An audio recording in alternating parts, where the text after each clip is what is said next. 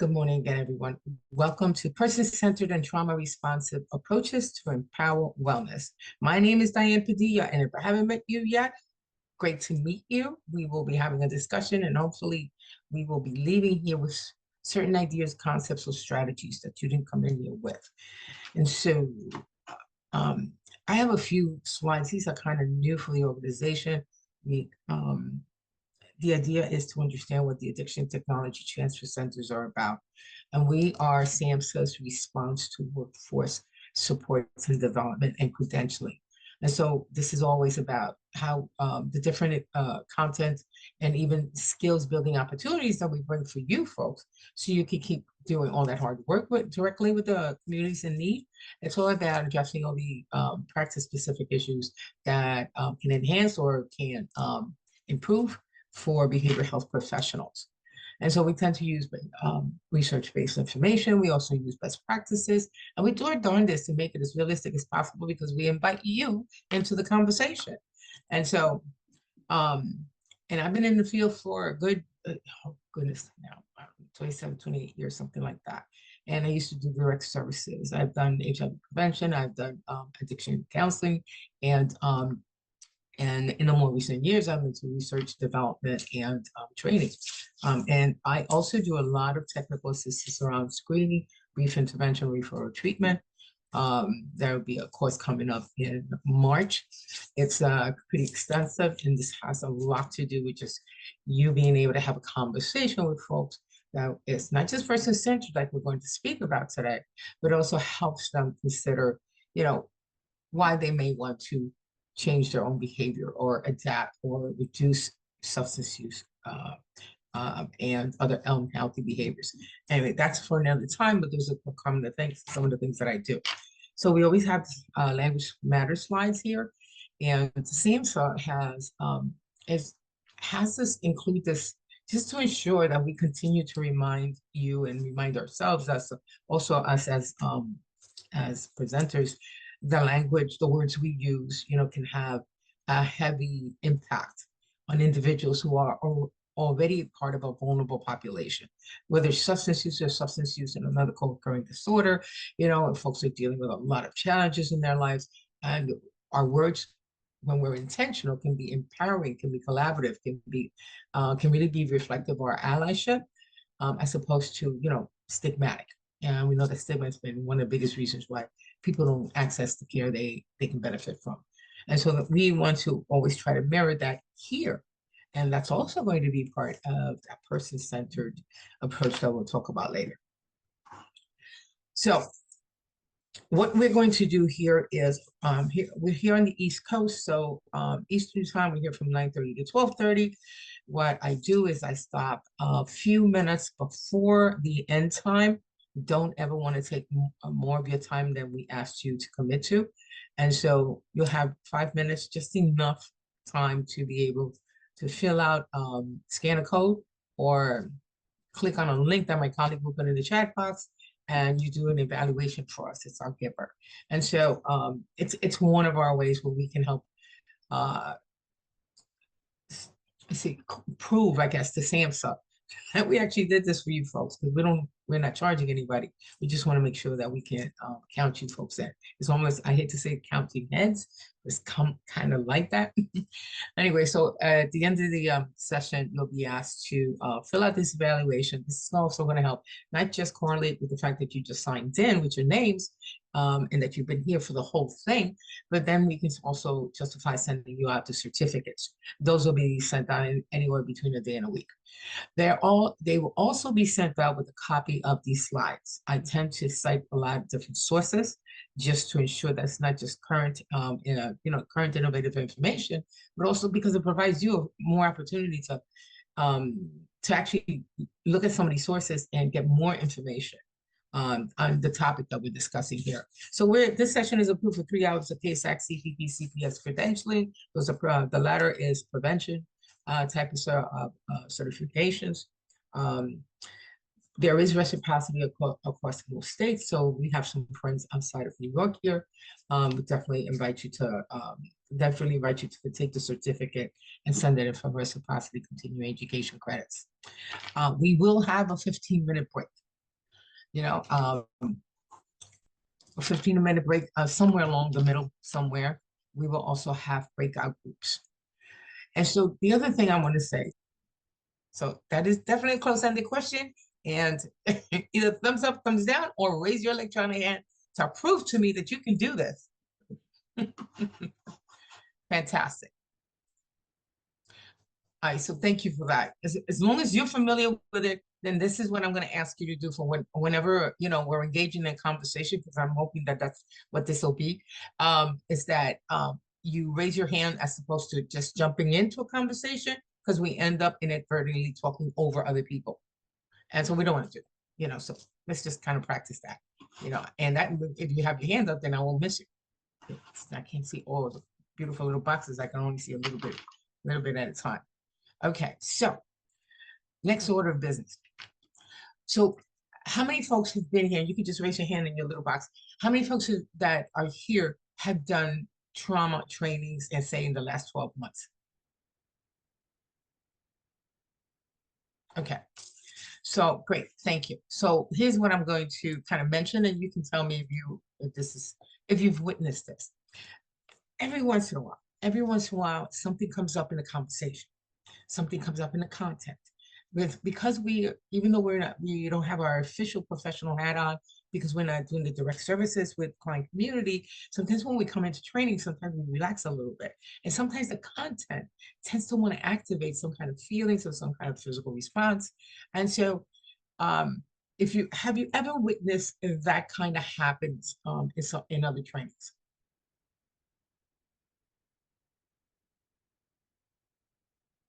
Because some folks say yes. I'm going to dare to say that you probably witnessed it and maybe not have acknowledged it as such, which is one of the challenges that we have to deal with when we are working with the client community. Because sometimes trauma activation, trauma responses doesn't have to look a very specific way. And that's what we want to unpack today before we talk about the person-centered strategies. And so if you notice, though, for yourself, if something comes up, I totally suggest just to take a moment, turn off the video camera, step back a little bit, do some deep breathing, because what you'll notice is that your body will become tense, and you want to calm those stress levels. Okay?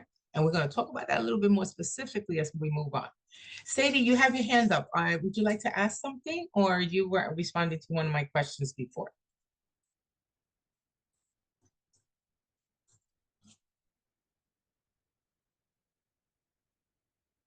Okay.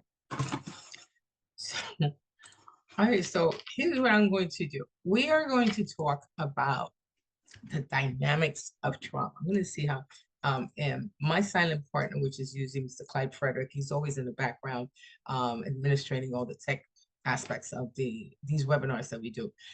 So I'm going to bring up this line, and I'm going to ask you to respond to these questions. I'm going to put you in groups. And because I'm not ever really starting from scratch on any topic that we bring you. So what I'm going to ask you to get into the groups, let's see, we have a certain amount of folks. I'm going to say groups of 6. And so 3 questions. What is trauma? How do you understand trauma? I don't want you to look it up on your phones. It's not the same thing. What do you understand trauma to be? You've been working in your capacity for whatever length of time.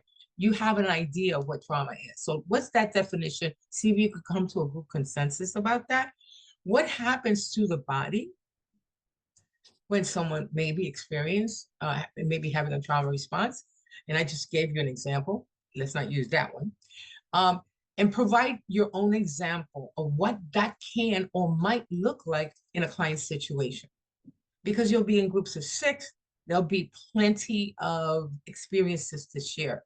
So I'm going to give you 12 minutes to work as a group so we can start, so you folks can help kick this off. So what is trauma? What happens to the body? One example. You may have several. Choose one example of what a trauma response might look like in a client situation. All right. Questions? Is that easy enough? You see, I'm not that complicated. I'm not going to put you through that. You've already got complicated work lives. You don't need more of that right now. So, all right, Clyde, whenever you are ready, I gotta put these. Oh, fantastic. Okay, so Clyde would have that slide up so you can always refer to it. I don't know if you're going to be able to see this chat also. I put the questions in the chat. So now, Clyde, um, send off those join buttons. So we're going to put you in the groups. Just click on the button join and address the questions to the best of your ability. Thanks, everybody.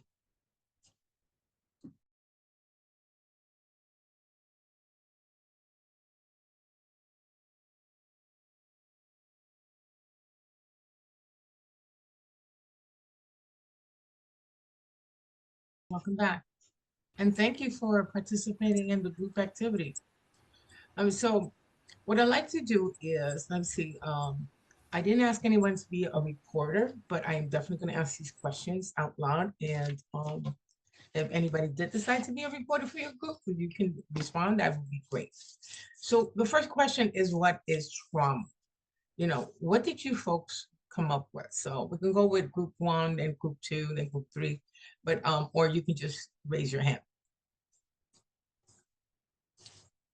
So how do you define trauma, at least in your world and with people that you work with? And don't forget to raise your electronic hand. We can start with group 1. That's, oh, okay. I'll take it this way. Great. Thanks, Paige. Let's start us off. Okay, so what is trauma? We have a negative emotional response to an event. Okay. All right. I could definitely work with that. Thanks. Thank you, Paige. Isabella, sorry.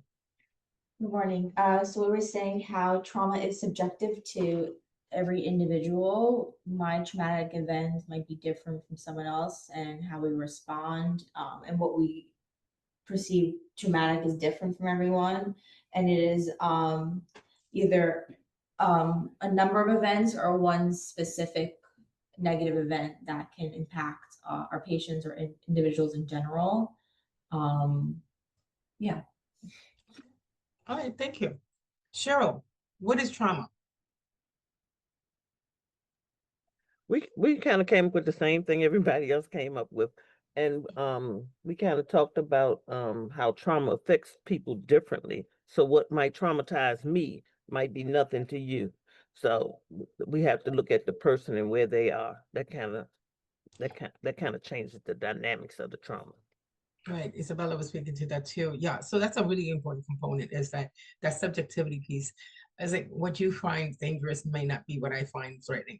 So great. So let me just go through what I have in the slides, and you folks let me know if this is what you got. Let me see. So I have trauma, and this is to kind of pick up on the event issue, but to be more specific, all right? Because SAMHSA and other expert entities used to always talk about the 3 E's when it comes to trauma. Trauma itself, not the components or consequences of it. Trauma itself is how a person interprets a situation to be threatening or dangerous. So it's that experience that comes from a particular event, occurrence. It could be a situation. It could be something they hear. So trauma is a response out to something that is thought about that is considered threatening or harmful in some kind of way. And you know, folks also mentioned about central nervous, about the dysregulation. The dysregulation is very specific to the central nervous system. And we're going to unpack that a little bit because it helps us understand when we know when we get some fundamentals of how trauma can work in different people, then we are likely better able to use appropriate strategies to help support someone. If during their trauma responses or deal with trauma history. And so the central nervous system is what tends to be impacted initially, and it is dysregulated. So we're talking about an imbalance between the sympathetic nervous system and the parasympathetic nervous systems, which are both part of the autonomic as a CNS. So trauma can have long-lasting effects. And it's interesting because of that subjectivity that you folks mentioned, because it can be different for different people. You know, some folks may have some initial responses. And I keep saying responses as opposed to reaction. Many of us have used reactions for a long time in the field. And so just as a sidebar, as a side note, we use responses instead because the language of trauma-informed care has evolved quite a bit. So the trauma responses can last for a long time for folks. That's just what it comes down to. What is interesting is that it's also very individualized, the different what it might look like from a physical, social, emotional, spiritual perspective. And so that's part of the reason why trauma-informed care is encouraged for anybody and everybody who works with the public, whether you're a clinician or not clinical person. We're more likely to be able to engage with the client community in ways where we could see certain things and not necessarily be aware that that may potentially, that a behavior or something that we see a person do or say may be an actual trauma response. And so what happens in the body? What did you folks come up with?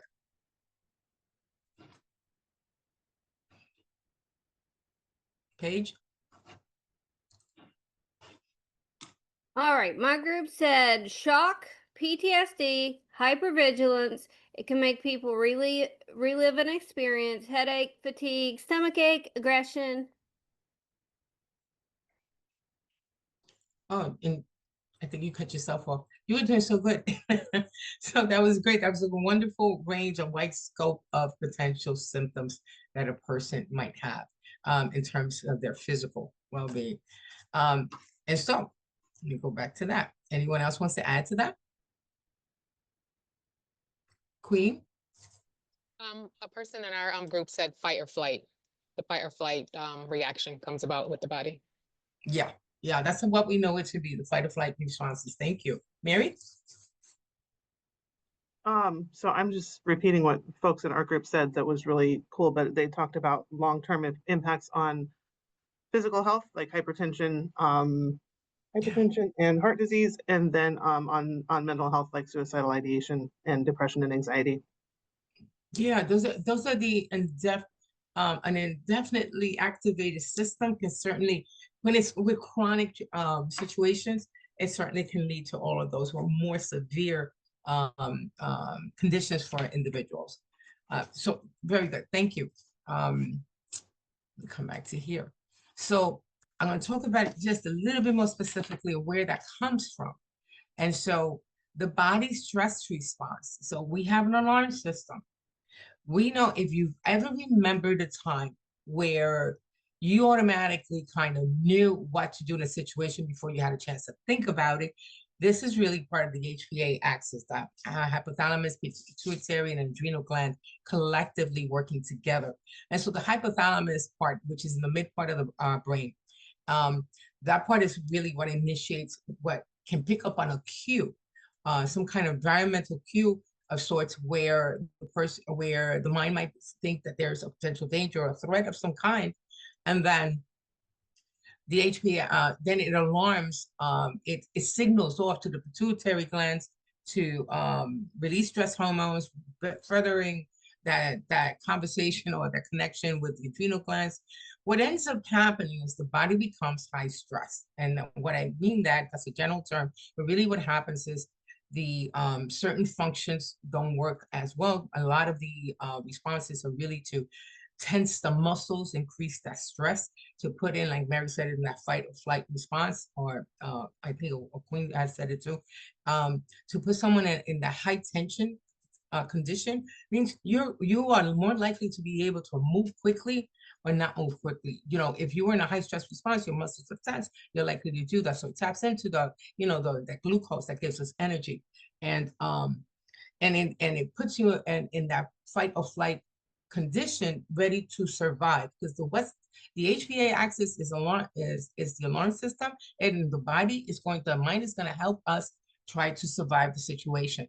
And so one of the things that gets minimized is that cognitive process. You don't necessarily have the capacity to think through the situation in the moment. Sometimes you have to have an immediate response to survive. And so the body responds first. And so what can happen, and you folks already mentioned it, that heightened alertness. So when those the central nervous system is activated, the sympathetic nervous system, to tell you the truth, is activated. It heightens, it increases your alertness, your stress response is to be more on point and be more detailed and pick up on cues in your environment. So emotionally, you may be dysregulated, but after a time also, it alters brain function because our sympathetic nervous system is not designed to be activated consistently and indefinitely. And so it can lead to these situations like Mary was talking about. The hypersensitive perceptual distortion, difficulty with physical needs, all of that is like over time when the body is constantly on hypervigilance and high stress and high tense mode. So it can certainly impair other functions. And so that fight or flight response is that cortisol and other stress hormones working together to activate the body in such a way that it can survive. And so, and thanks, I'll come back to the other questions. So the stress response is really the brain here. So many times, like I just want to give you an example, like say for someone who has been a victim of partner violence for a long time, let's just say someone like that, or someone who was in combat theater or has done 2 or 3 theater tours of active warfare. So what happens is the brain starts to adapt. We have a really good organ that adapts to the situations. And part of that adaptability is when someone is always dealing with chronic traumatic issues. What can happen, like for instance, say somebody's a partner violence or combat theater for a long period of time, and they have extensive, like say, extreme levels of PTSD. So that area in the midbrain, the hypothalamus, the HPA axis, it can, what can happen is it can start to dominate, how the person functions. And so the hippocampus can shrink. So the activity in the amygdala and the midbrain increases at the same time when with these chronic situations. What happens is the front part of the brain, which helps us, kind of distinguish and make, informed choices or process information in an effective manner. When that doesn't get used as much, and what's really being used is the middle part of the brain, which is what activates and puts someone in high stress. When that happens for a very long time, often, the front part of the brain doesn't get used as much, and that can kind of shrink. And so processing information is not as easy as it is to respond to the cues that you are in your environment. What are some of the examples of situations with our clients where we've seen that? The ones that we do recognize. So what did you come up with in your groups?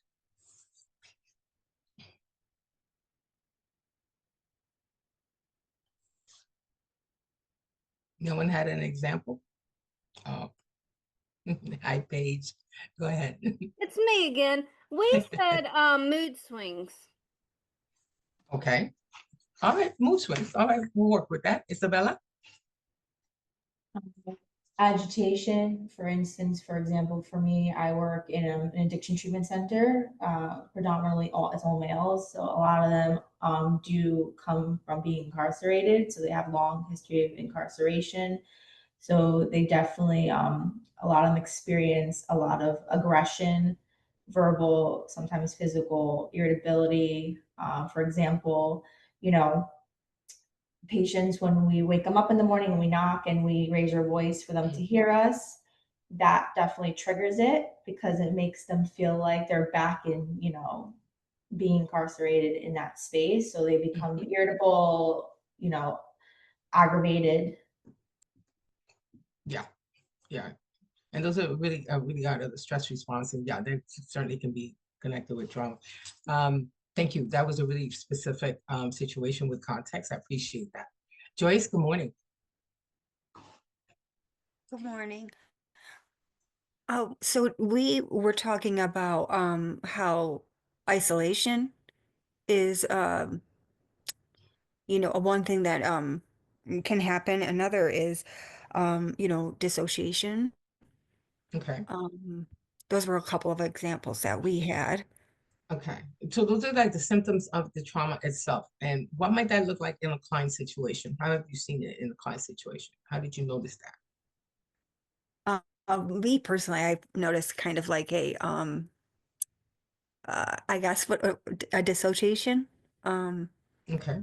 That's one example for me, I guess. Okay. All right. Thank you, Joyce. Rosalind, good morning. Good morning. Me personally, the trauma led to unhealthy relationships, and that could be with the clients as well. Like PTSD. I heard someone mention PTSD, all your mental health diagnosis. If it's unaddressed, then a client not receive the counseling to address the PTSD or the anxiety or the trauma, then it could very well lead to unhealthy relationships, and lead to trauma bonding. And so that's what I came up with. That's We excellent. came up Thank you. with. Because I have that Yeah. in the content, that the trauma Okay. bonding. Thank you. Okay. Yeah. Having worked with when I was doing direct services, and I was part of a group that started the domestic violence unit that we in our organization. And so Mhm. that's one of the things we saw a lot, and one of the reasons why we were not pushing for someone to leave their abuser, we were pushing to see where they could have doing safety plans with them, which is a different conversation. So thank you for that. So when I was thinking about examples, and it's very much like you folks said, I was also thinking, I remember a time, again, like I'm not doing direct services these days, but when I used to, remember when I had to facilitate groups, and I facilitate, and there was a difference between some women who had some of the partner violence issues, as opposed to have some women engaged in, first of all, in women's group, as opposed to mixed, gender groups. And so there were times where that expressionless or that stoic response that this association that Isabella just mentioned, or I think it was Joyce. And I saw that where sometimes a person will not engage in the community, in the group participation. The group, we always had discussions and we engage in a conversation. And these sometimes there were certain ladies that would not participate. Yet on their own, when I speak to them on a one-on-one, they were very engaged in conversation. So there was, and so it's not so much like sometimes I remember one of my colleagues one time said, maybe they just don't like the other folks. I said, I think it's deeper than that. And the more we got deeper into some of the situations and some of the case issues with some of the women, we learned that the partner violence had a huge impact. It was still having an impact. And so sometimes what we might dismiss or think is, are they just not people persons, or they just don't like each other? It's more that there's something else going on. Everything, absolutely everything with anyone and everyone is always, there's a reason why they're doing certain things. And when it comes to the vulnerable population that we're working with, we know that trauma and tends to be a good 90, a lot of the folks are going to substance use treatment, a good 90% of folks, and that's according to research, and that's just an estimate that around 90% of folks have got some kind of trauma history. And many are dealing with trauma in their day, not necessarily aware of it, because what happens so often is that the individual normalizes it. They're trying to survive. Human beings are very resilient, and that kind of comes out too. And so thank you for those, for doing that, and for participating in those activities and coming up with those. So when we think about the stress response, we want to understand like that there are physical responses that we may want to rethink, or use a trauma lens to perhaps try to interpret, or at least use as an indicator of something to explore. And so someone's behavior may not necessarily be, more of a negative perspective. The mind has a great way of trying to protect us. Whether we are consciously part of the conversation or not, we have our organs that work in a certain way to help us survive our world. And so those stress responses, tend to be, those physical stress responses tend to be the first things that happen before a person is able to kind of be able to cognitively process what the situation is. And so the physical activation piece, and we've talked about this already, but I want to go more specific. The trauma is an experience that overwhelms the autonomic nervous system. And so the two that I mentioned, sympathetic nervous system and parasympathetic. So sympathetic nervous system is, it's just its function, its ultimate goal is really to initiate and stimulate the body's fight or flight response. That's part of how we survive our world. You know, if you're in the middle of the street and you're crossing over to the other side, you have the green light, but a car is coming down on you, you don't think about what you're going to do. You have an automatic response. You know, so all the experiences and knowledge you have in your mind gets tapped into without you consciously having to process. Your body will already know what to do to survive. And so it'll initiate that fight or flight response. It'll tense your body and it'll help you be in position for you to run and get out of the way. So that survival piece is really essential when we think about the sympathetic nervous system being activated. And so as a result of a potential interpretation of a threatening or dangerous situation. The other side is just as important is the parasympathetic nervous system.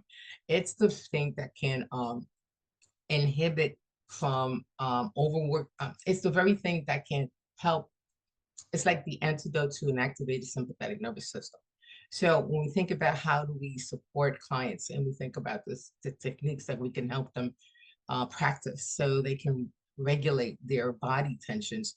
And so it's really about, you know, diffusing the sympathetic nervous system while activated, like the vagus nerve and the parasympathetic nervous system. The parasympathetic nervous system is the thing that keeps us calm, that keeps us like on an even keel where we're able to, you know, have conversations, make informed choices, that we're not nervous about anything, that we can be in a very calm state. And so those two systems are really important when we think about trauma. And so when we think about how about folks who have trauma and, you know, in substance use. So up to 3/4 of people who survive abusive or violent traumatic experiences report problematic alcohol use. Now let's go back to what you all said about the subjectivity of trauma, because when someone was deeply impacted, say from their parents having, you know, the divorce between their parents that they may have had to live with as into adulthood, you know, those folks have a higher likelihood that they would get caught up with alcohol use. I always use the same example for this about the pandemic, because the pandemic was something that as a community, as a worldwide community, not just in the States, you know, we went through a very, very hard time trying to deal with things that we didn't know, that were taking out our people, you know, that we were not sure who was going to survive and we didn't know what the heck was going on. And so to be able to survive those situations while you're in it, many people it can be so overwhelming that many people need a buffer. And that's how I would like to put it.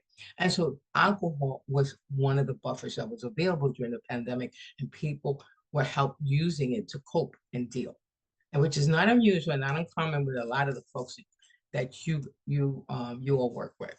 About a third of people who survive accidents, illness-related, disaster-related traumatic events report the problematic alcohol use, especially if it's a chronic condition where they're constantly going through it.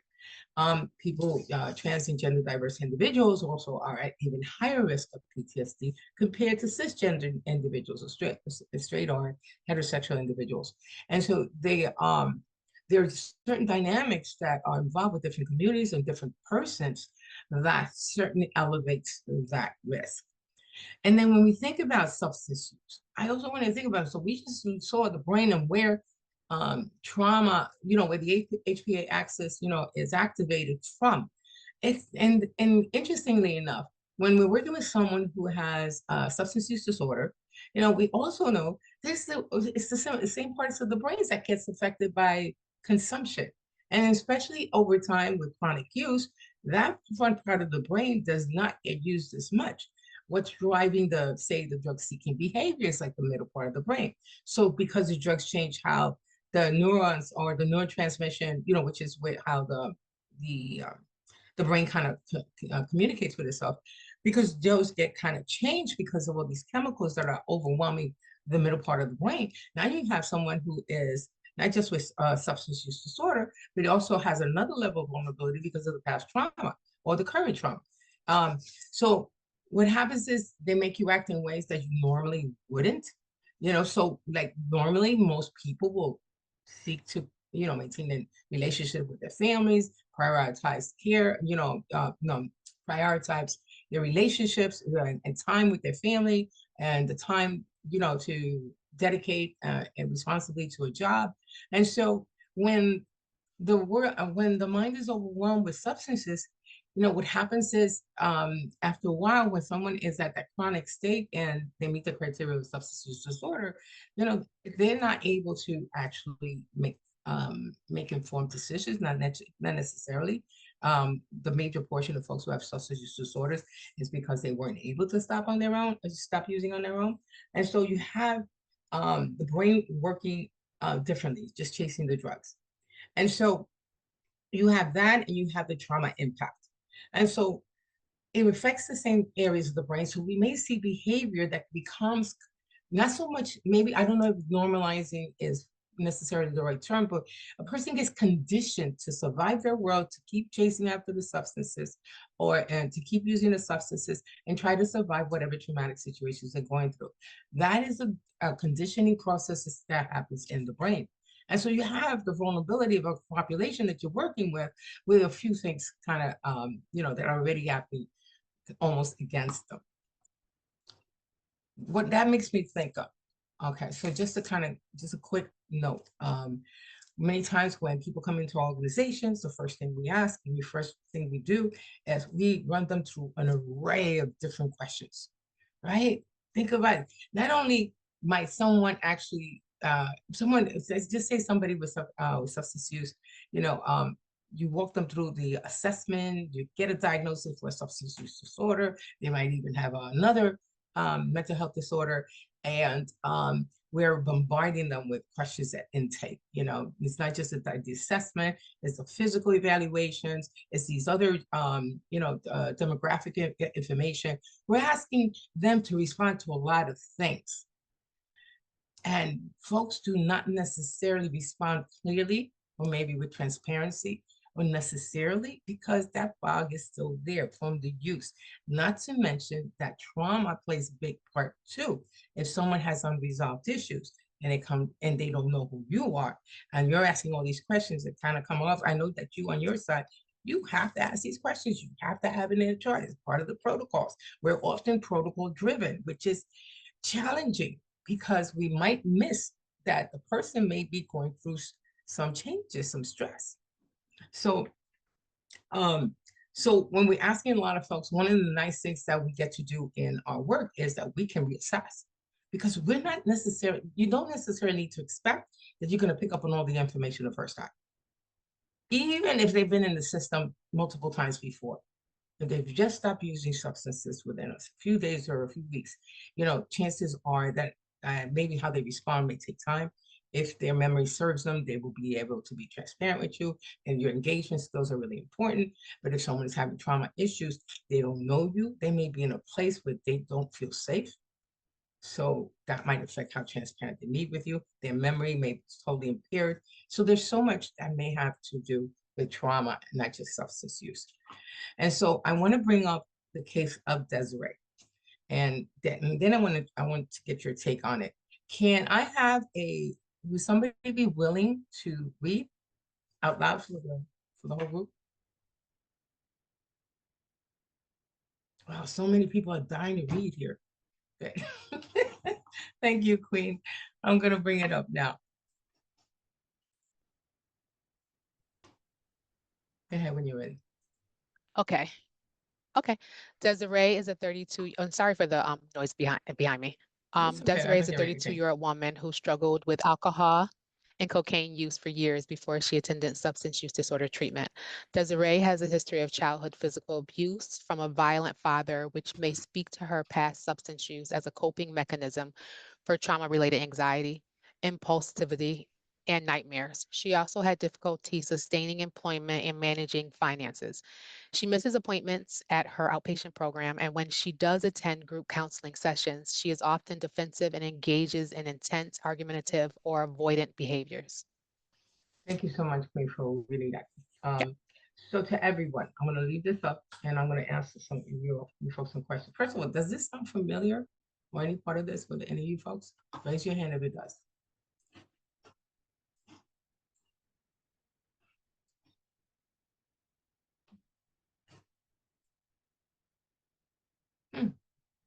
Okay.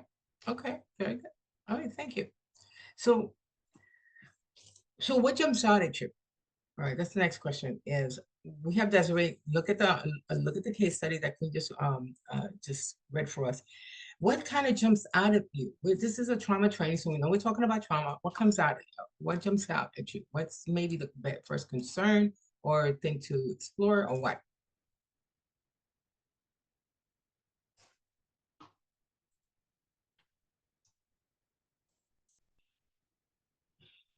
The first thing that stands out to me is the fact that these are traumas that derive from childhood. She's now 32, and this is something that these are things that are still impacting her. Thank you. That's such an important point. Things that come out from her childhood certainly have an impact in present time if there's no intervention, if there's no way to address it. And very often, say, addiction counselors, like I know that the counselors in New York State, for many years, you were required to just address the immediate issue. And today, we can't just address the immediate issue. We have to understand sometimes the behaviors coming from long-term issues in the past. So thank you for that. Mary, what would you like to add? So I'm not sure if it's what you're looking for, but what jumps out to me is the first thing to address is her barriers to getting to treatment. So it says she misses appointments, and I would probably look at what are the barriers to her getting there, what's the ongoing trauma in her environment, and how can we help her get here and help her feel safe. Very Be good. safe. Thank you. Sure. Sure. And thanks for leading us in that way. That would have been the next question anyway. So what else might you folks do? This is your new client. What else do you want to do?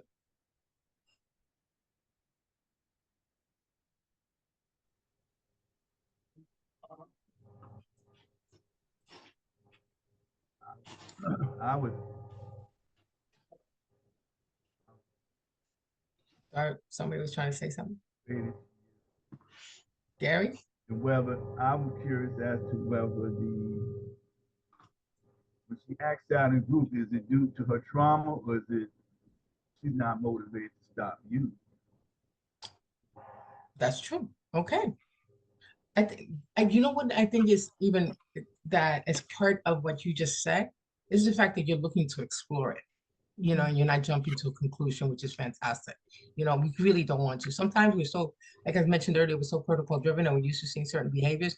It can easily kind of help us, think of it from a negative perspective. So yeah, looking to explore it. Is it where's it coming from? And so, because we have all this information, a lot of times we have clients and we don't have this information. A client would not have a diagnosis, and yet we see this kind of behavior. So looking to explore is really huge.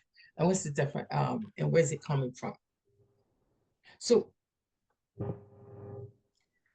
she misses a point. She struggles, and she speaks about her past substance use. The fact that her past childhood, the fact that she speaks about it, does refer to a certain level of safety with whoever she shared that information with, But what we don't want to do is look at her situation as being, and I'm going to use the word anyway, but non-compliant. So we know our clients should be compliant with whatever treatment plan we collaboratively develop, but at the same time, we also don't want to think there's not compliance. There are barriers for her to be able to actually meet those, those requiring components of her treatment plan.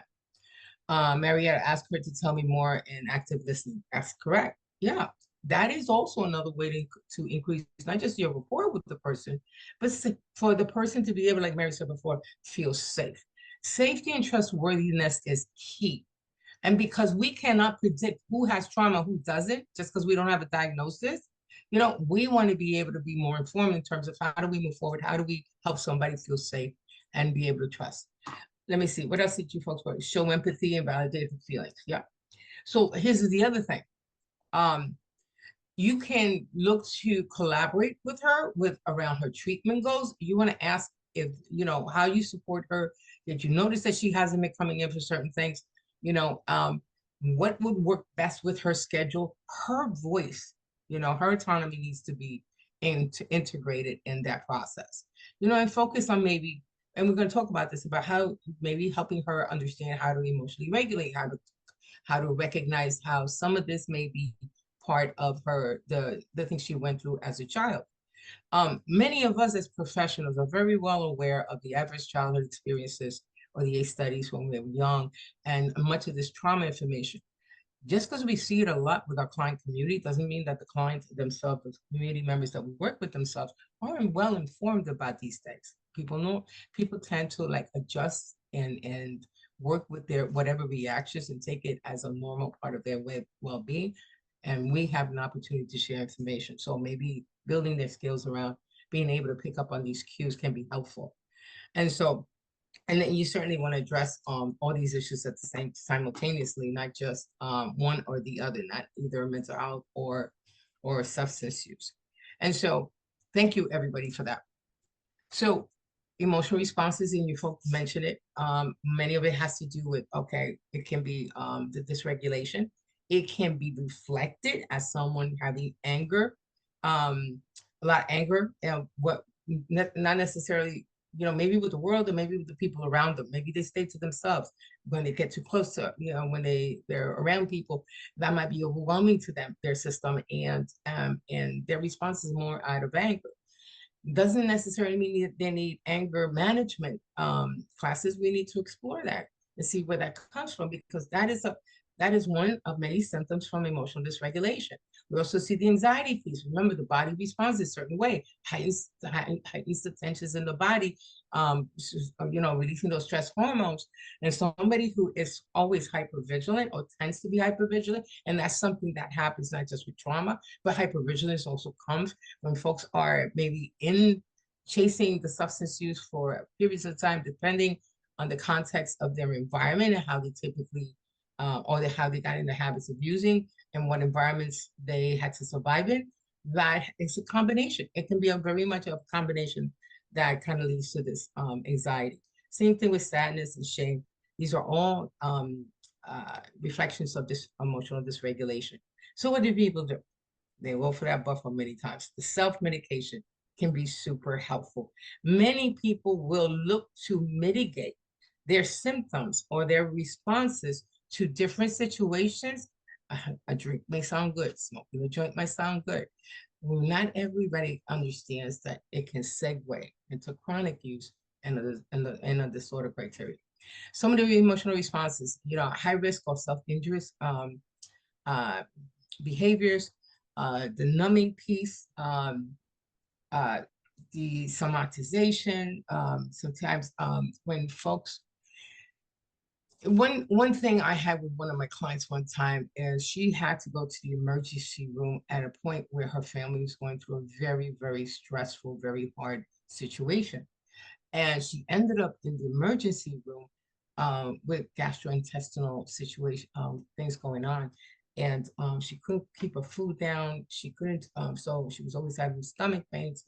What was interesting that back in that time, they didn't ask any questions about any potential trauma-related history.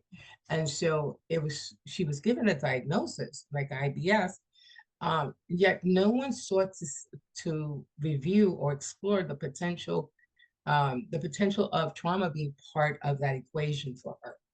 You know, so sometimes the gastric, you know, the intestinal processes also get affected. So that's just one of many ways where the body can respond as a trauma from trauma.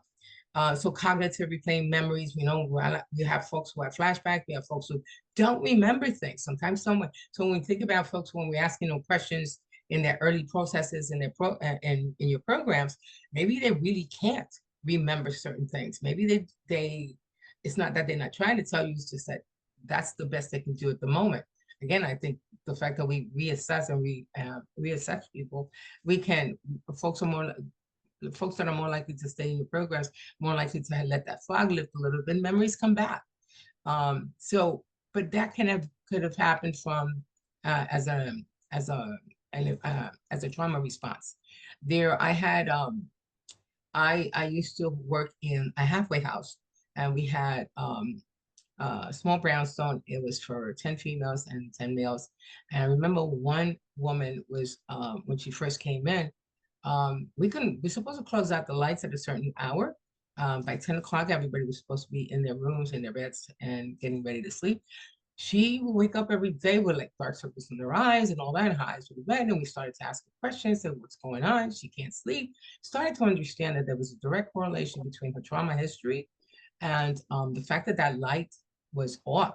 Like her body was not calm enough to be able to succumb to a slumber because she was always a heightened stress response because some of the situations she went through, and this was more as an adult during her teenage years, included that when the lights went off, certain family members would come in to take advantage of her and abuse her. So it's like the most out there type of situations that you may not necessarily think of that may be connected to trauma. So nightmares and flashbacks often come at different times. Some also have stuck feelings that have held them hostage for years. That's correct. So what is the trauma responses really doing? You know, it's really, it's an approach to mitigate a potential threat.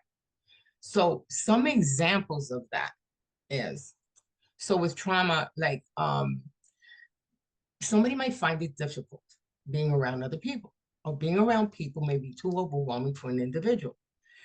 They may have a hard time having these connections to just about anybody. So it's like, so say you were facilitating one of the groups that I was talking about. Facilitating a group means that person has to be around other people, but it's hard to be participate openly and with transparency with a group of people who you don't know if you are dealing with trauma in your life. So interpersonal connections may be may not be something that we see right away.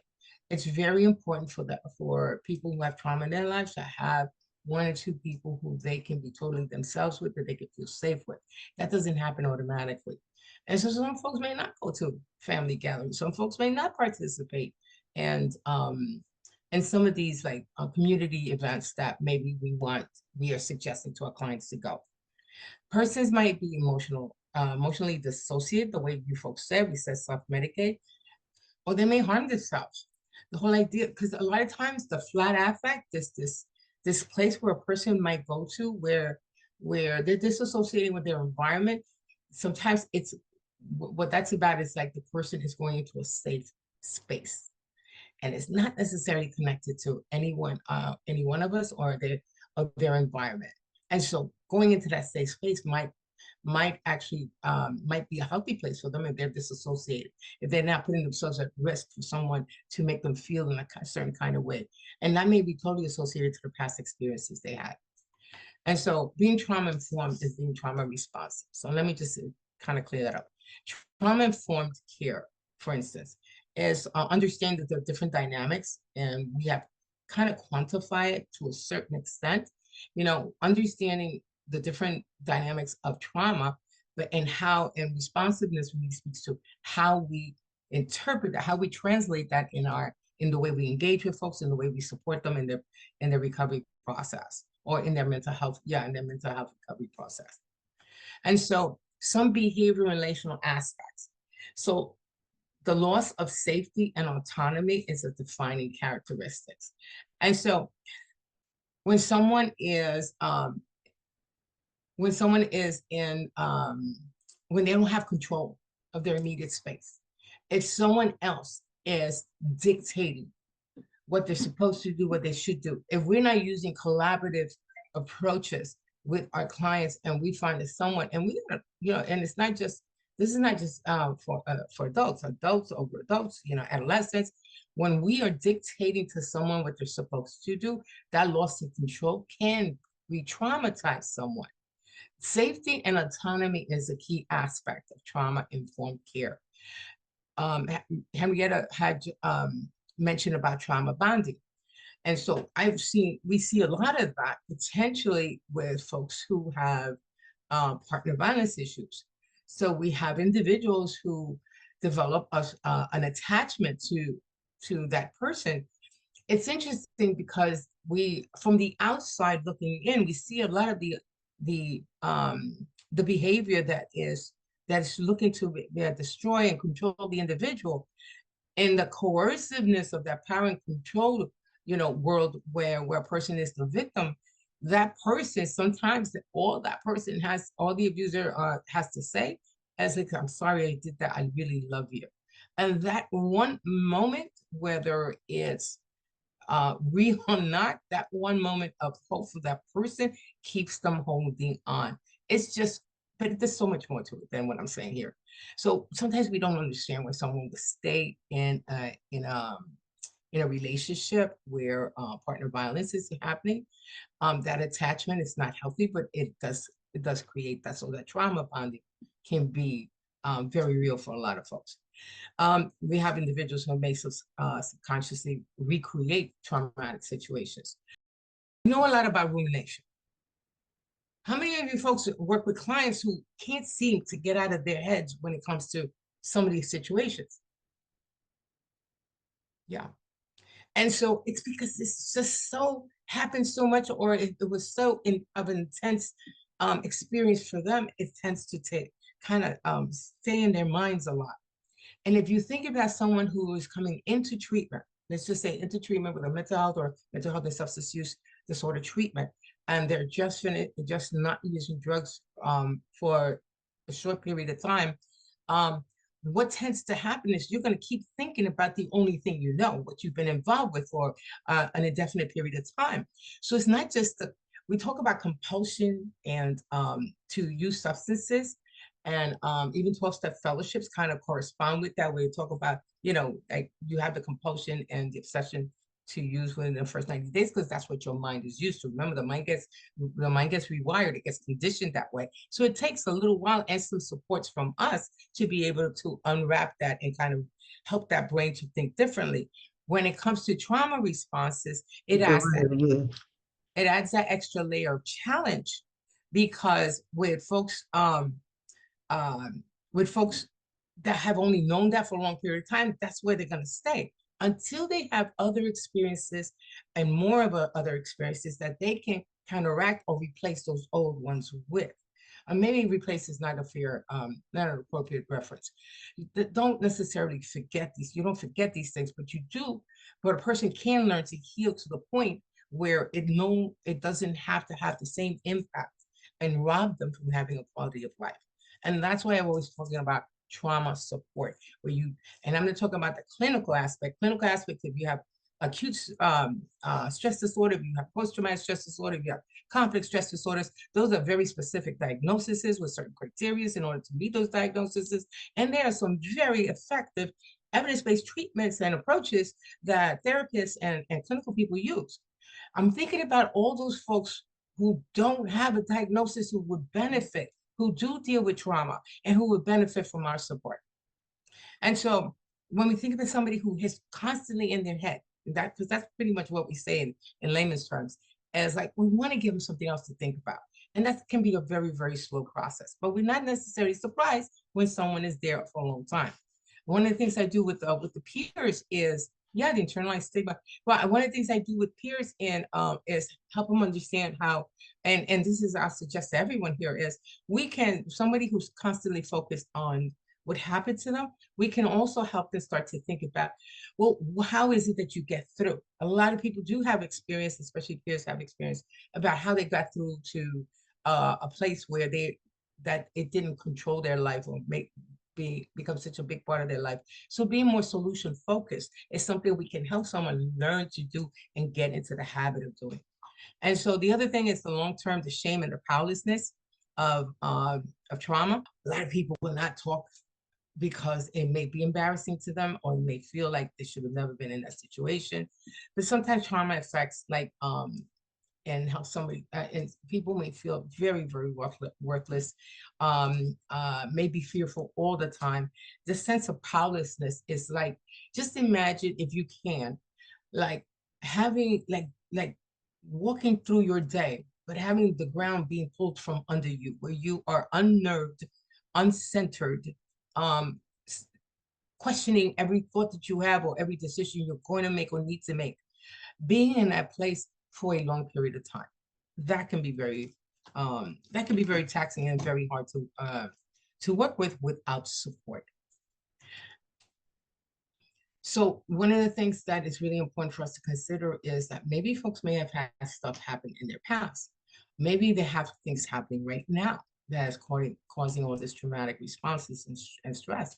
Well, when you think about the environment we currently live in, a lot of the clients that we work with, a lot of the community members we work with, tend to be in environments where it may be challenging for those individuals, but their individual world, might have them in a place where they're constantly in that fight or flight state of mind. And so the stress response when it comes to toxic stress, like I think about how the environment itself, being able to keep food on the table, being able to not use substances, being able to follow through on your appointments, being able to try to nurture relationships, all of that can be super stressful, and people have different capacities, and especially if they have past trauma in their life. And so when they're persistent and intense and severe, it is very hard to manage that on the human how that's what we folks commit. So it can have a negative effect or influence on behavior, and so impair the development of neural connections. And here's the thing: neural connections develop according to your to experiences. So if the cognitive processes that people tend to be in when they're in their heads about, and because the trauma is still so relevant and vivid in their minds and in their life, well, we can start to help them think about how those new experiences, healthy experiences and healthy connections, can create new neural connections. And that can start to give them some capacity to be able to talk through and work through some of the situations and responses they have. And so it gets a lot more involved, but this is like just a really interesting. So what is it that we might see? We might see somebody over functioning. When we see somebody hypervigilant, or like when we think we see a person who we're providing services to with like this, like super tense, they seem to be heightened at a heightened stress level. And so overfunctioning might be part of what a person does as more and is related to their trauma, past trauma. Perfectionism. Someone is not just detail oriented, someone is everything has to be so. There are folks that we may know, or clients we may see, that are very much what we might refer to as very controlling. Well, one of the things I would say about that is may not necessarily be that they're controlling per se, the way the negative connotation tends to speak to. I think about folks who try to control the environment because it's safer for them to make sure that the pieces are in place in a way where they can handle it, as opposed to putting themselves at mercy of other people or circumstances around them. And so you might find some perfectionists. You might find someone who's trying to control and be more and be more detailed about everything, and and that just may come from past trauma. Then you also have what you mentioned before, also the underfunctioning, the flat effect, the avoidance, the withdrawal. There are times, I remember one lady one time, she could not, she was a victim of past partner violence. She was in her early recovery process in our program. And one day she woke up and she was still thinking about, her relationship with a guy and all that. She never told us it was abusive. It was one day through a dream that she had that it came to her, some of the abusive situations she went through. And I remember when she came into the office to talk to me, she started to share about, because she was very distressed rather. And she was talking about how she hadn't remembered until now the sexual abuse, some of the other abusive situations. Like even though there was some abuse in the past that she knew about, that it didn't really impact her. It's like it wasn't defined specifically. It was more uh, it wasn't as personalized. When she had that dream, it kind of came to her. It kind of helped her see she had really been abused, and then she was able to acknowledge how she was impacted by that, and she got into therapy. And so sometimes people don't remember the memory, and sometimes people may not even realize, individuals may not realize that they're not as, affected by different situations where the rest of the group might be laughing at a joke. A person might not laugh at a joke. It might not be just because it's not funny. It's just because they just don't have the capacity at that moment. And so that's where we come up with what you folks said about the trauma responses. So for the one that I wanted to, and I want to do this before we take a break, is, and I want you can speak to this as well, about the fight and flight and freeze. And certainly the fawn. So I know you're familiar with the fight and flight. So the body tenses up, you know, there's a cue in the environment and the body gets ready. So it tenses the muscles, the stress levels go up. The mind is totally detailed at that moment and it's ready to either be aggressive to defend itself or to run away. Freeze just means that the sympathetic and the parasympathetic nervous system are activated at the same time. That's what we heard of. That's what we think of when we that reference of deer in headlights. And so it's like when that poor deer just freezes and it's just so frightened that both systems are activated and it can't move. So individuals have go through that from every once in a while too. So the fawn, how many of you folks are familiar with the fawn? Where do we know that from? Anybody want to speak to it? Fawn is people pleasing. Could you elaborate on the people pleasing? Because when you think of people pleasing, it has a not necessarily a positive connotation. Could you explain that? You do things that you really don't want to do just to please people. Okay. I mean, I'm going to work with that, Antonio. Fabiola, what would you add? Me, I just was ready to talk about an example from a client that I visited yesterday. Okay. It's a minor. She was detained, and now that she is with her parents, when she met me first time, she got freeze. Then she run, and yesterday she run into the bathroom, and I just was there talking with the mom. And after a couple of minutes, that she hears me talking, laughing, and having fun with her family, she came out. So I didn't force anything, but yeah, but she's still with that post-traumatic stress since she was detained in the border, and she has been acting like that since I met her. I mean, this was the last time that I visit her, but yeah, she was the first time she was completely freezing, then run, and yesterday she just went into the bathroom, pretending that she was busy, but yeah, she took a long time to came out. So thank you for sharing that. I wouldn't say that's fawn. It sounds like when she finally felt safe, then she was able to come out. I would say that better for that one. You know, so which is really important. That's really neat.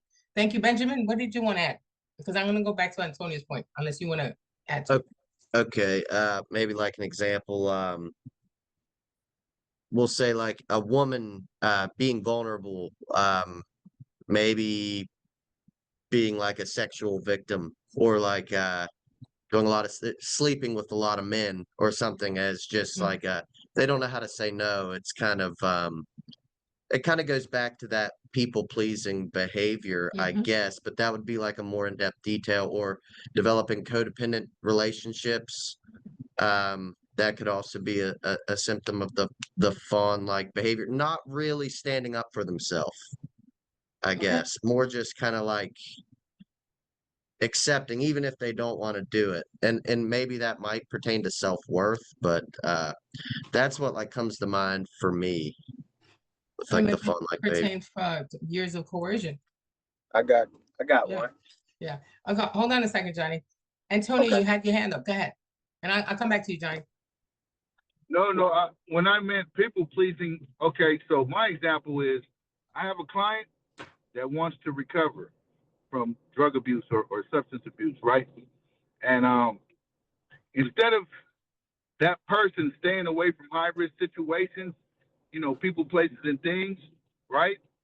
They dive more into it because of the connection that they have previously with those people that they would interact with, right? So inside, they don't want to continue to go on that journey, but they do it anyway because they're so used to being with those people. So, and when I say people pleasing, we do things that we really don't want to do, but we do it to keep the connection with the people around us. Okay. All right. Thank you for elaboration. Johnny, what did you want to add? Okay, so I got one of I believe it's from my research would be the people pleasing is fact that you you don't want to be told no, so you kind of just do everything that is very selfish of yourself because you don't love yourself enough to say no. So then you just kind of go with the flow. That's something like that. You know what? I think all of you are kind of are speaking to it in different ways. So if you don't mind, let me just add, because I'm not gonna, everything that you all said actually have aspects to what I'm gonna say about fawn. And I'm gonna try to simplify it. I remember I said I did work a lot with victims of partner violence. And one of the things, and that fawn term actually comes from that, from the research that initially was done with that. But it applies in so many different ways, just like you folks have mentioned here. The fawn piece, and I have here seeking safety, as a lot of people say people pleasing. I know in certain contexts, in certain settings, that might have a certain negative connotation. That's why I want Antonio to speak to it more with more detail like he did. So here's the thing with fawning. So if you've ever, and you've probably seen this if you work with people who have partner violence. And so what happens is that an individual, it's like a defense mechanism where the person is in their situation and they're chronically involved, they could recurring situations where they get hurt, they get abused, partner violence, for instance, right? So the fawn piece is when an individual kind of learns how to minimize what potentially when the person is going to abuse and it's going to beat on them or going to get on them, they learn to kind of succumb and try to people please, and I'm going to use Antonio's words for this. They try to please that person to try to minimize the harm they're going to receive. So it's like a defense mechanism. It's like a way of seeking safety. And so that's why I always I hear the people pleasing, but I want to make sure that we're clearer with the bigger context. And all that can get caught up in everything that was mentioned where an individual may not have, we talk about it as learned helplessness. An individual does not have the capacity to be able to say no. An individual may not have the capacity to be able to to leave the situation. So they try to work with it. They know what's coming, but they try to minimize what's coming, the hurt that's coming their way. It's a way, it's like a safety mechanism, an approach to try to do that. That's what that fawning speaks to. Antonio, what did you want to add? Basically, if I keep you safe, I stay safe. So it's a survival tactic for me to, as long as I'm giving you what you want, I don't have to worry about you switching on me. Kind of, kind of, because if you figure, okay, think of a victim of a partner violence and think of the abuser. It doesn't mean that they won't respond. It doesn't mean that they won't react. What the victim's trying to do is make that reaction less intense. So if they do what you want, doesn't mean that they're not gonna, that means that person's gonna be satisfied. It's more the thing is, it's almost like a harm reduction approach in some ways because they're just looking to minimize the potential. Right, but I can also look like I'm overagreeing or apologizing a lot and ignoring my own needs. Or I do what you want me to do so I can manage their emotions and not mine. As long as you're happy, right? As long as you're happy and I'm giving you what you want, then I don't have to worry about you coming back. It really shows up as far as avoiding conflict and rejection or any harm that I know is going to be done to me. Or minimizing the harm that's going to come your way. I was thinking when you plan for a trip, you go through the car and you check everything and make sure everything's okay, but still something's probably going to happen. Worst case, you're going to need gas and wiper fluid, right? There's something's going to happen, but you're preparing. What else can I do to limit what's going to happen from the worst case scenario, which can be bad? Yes, yes. So the idea is that it's done to try to keep as safe as possible. Not completely, hopefully completely, but at least to reduce the amount of harm that one would get. So that person is just trying to work with it. So when I put seeking safety, that's what I'm needing. So and people pleasing may mean different things in different to different people.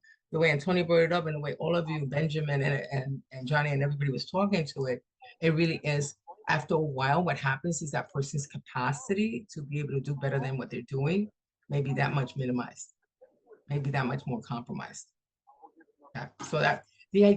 So here's ultimately the idea is that when it comes to trauma, there is no right or wrong way to experience anything or to respond to anything rather. Um, it's very subjective, and it has a lot to do with the circumstances, has a lot to do with a person's current capacity to deal. Mary, what would you like to add?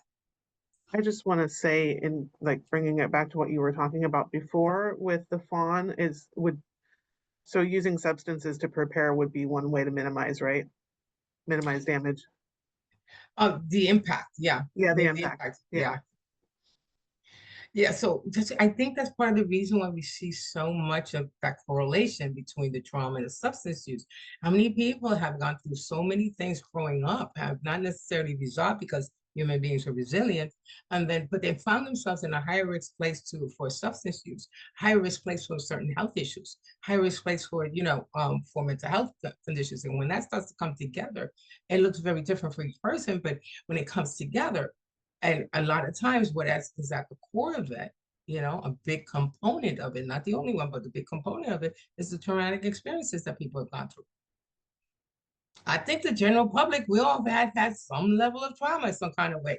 We may not have always understood it. I talk about the pandemic a lot because I know we all went through that.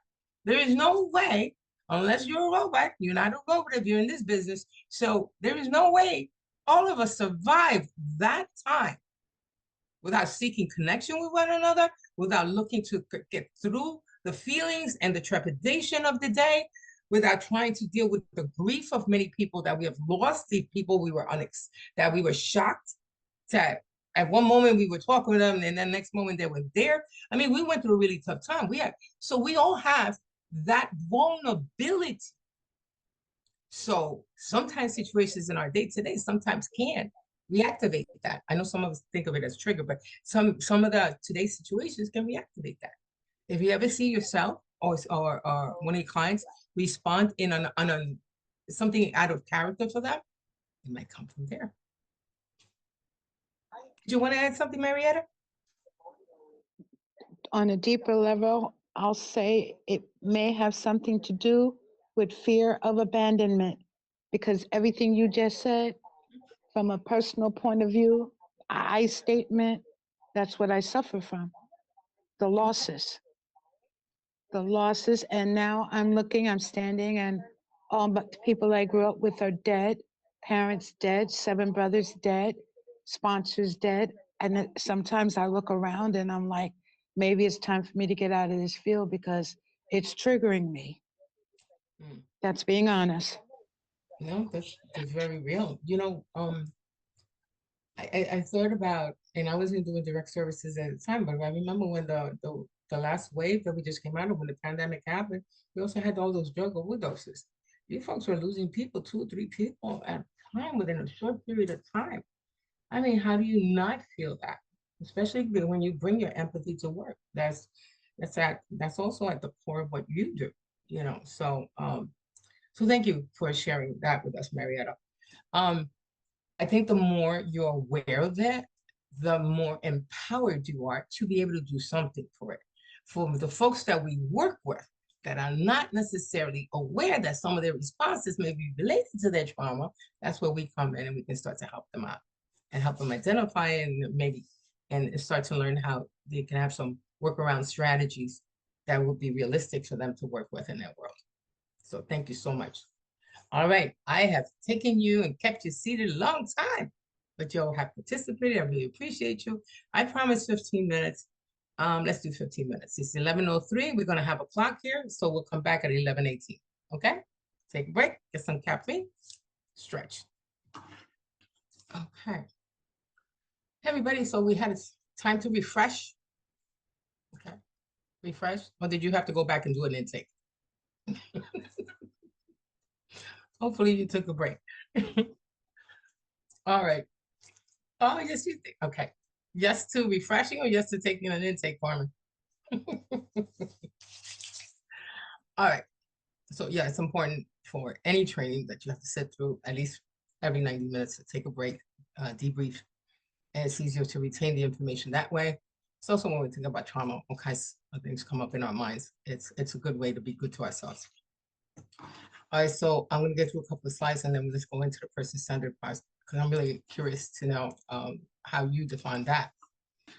So when we're talking about the sympathetic nervous system, parasympathetic nervous system, the sympathetic gets activated, the stress levels, increase, tension goes up, and so on and so forth that we talked about.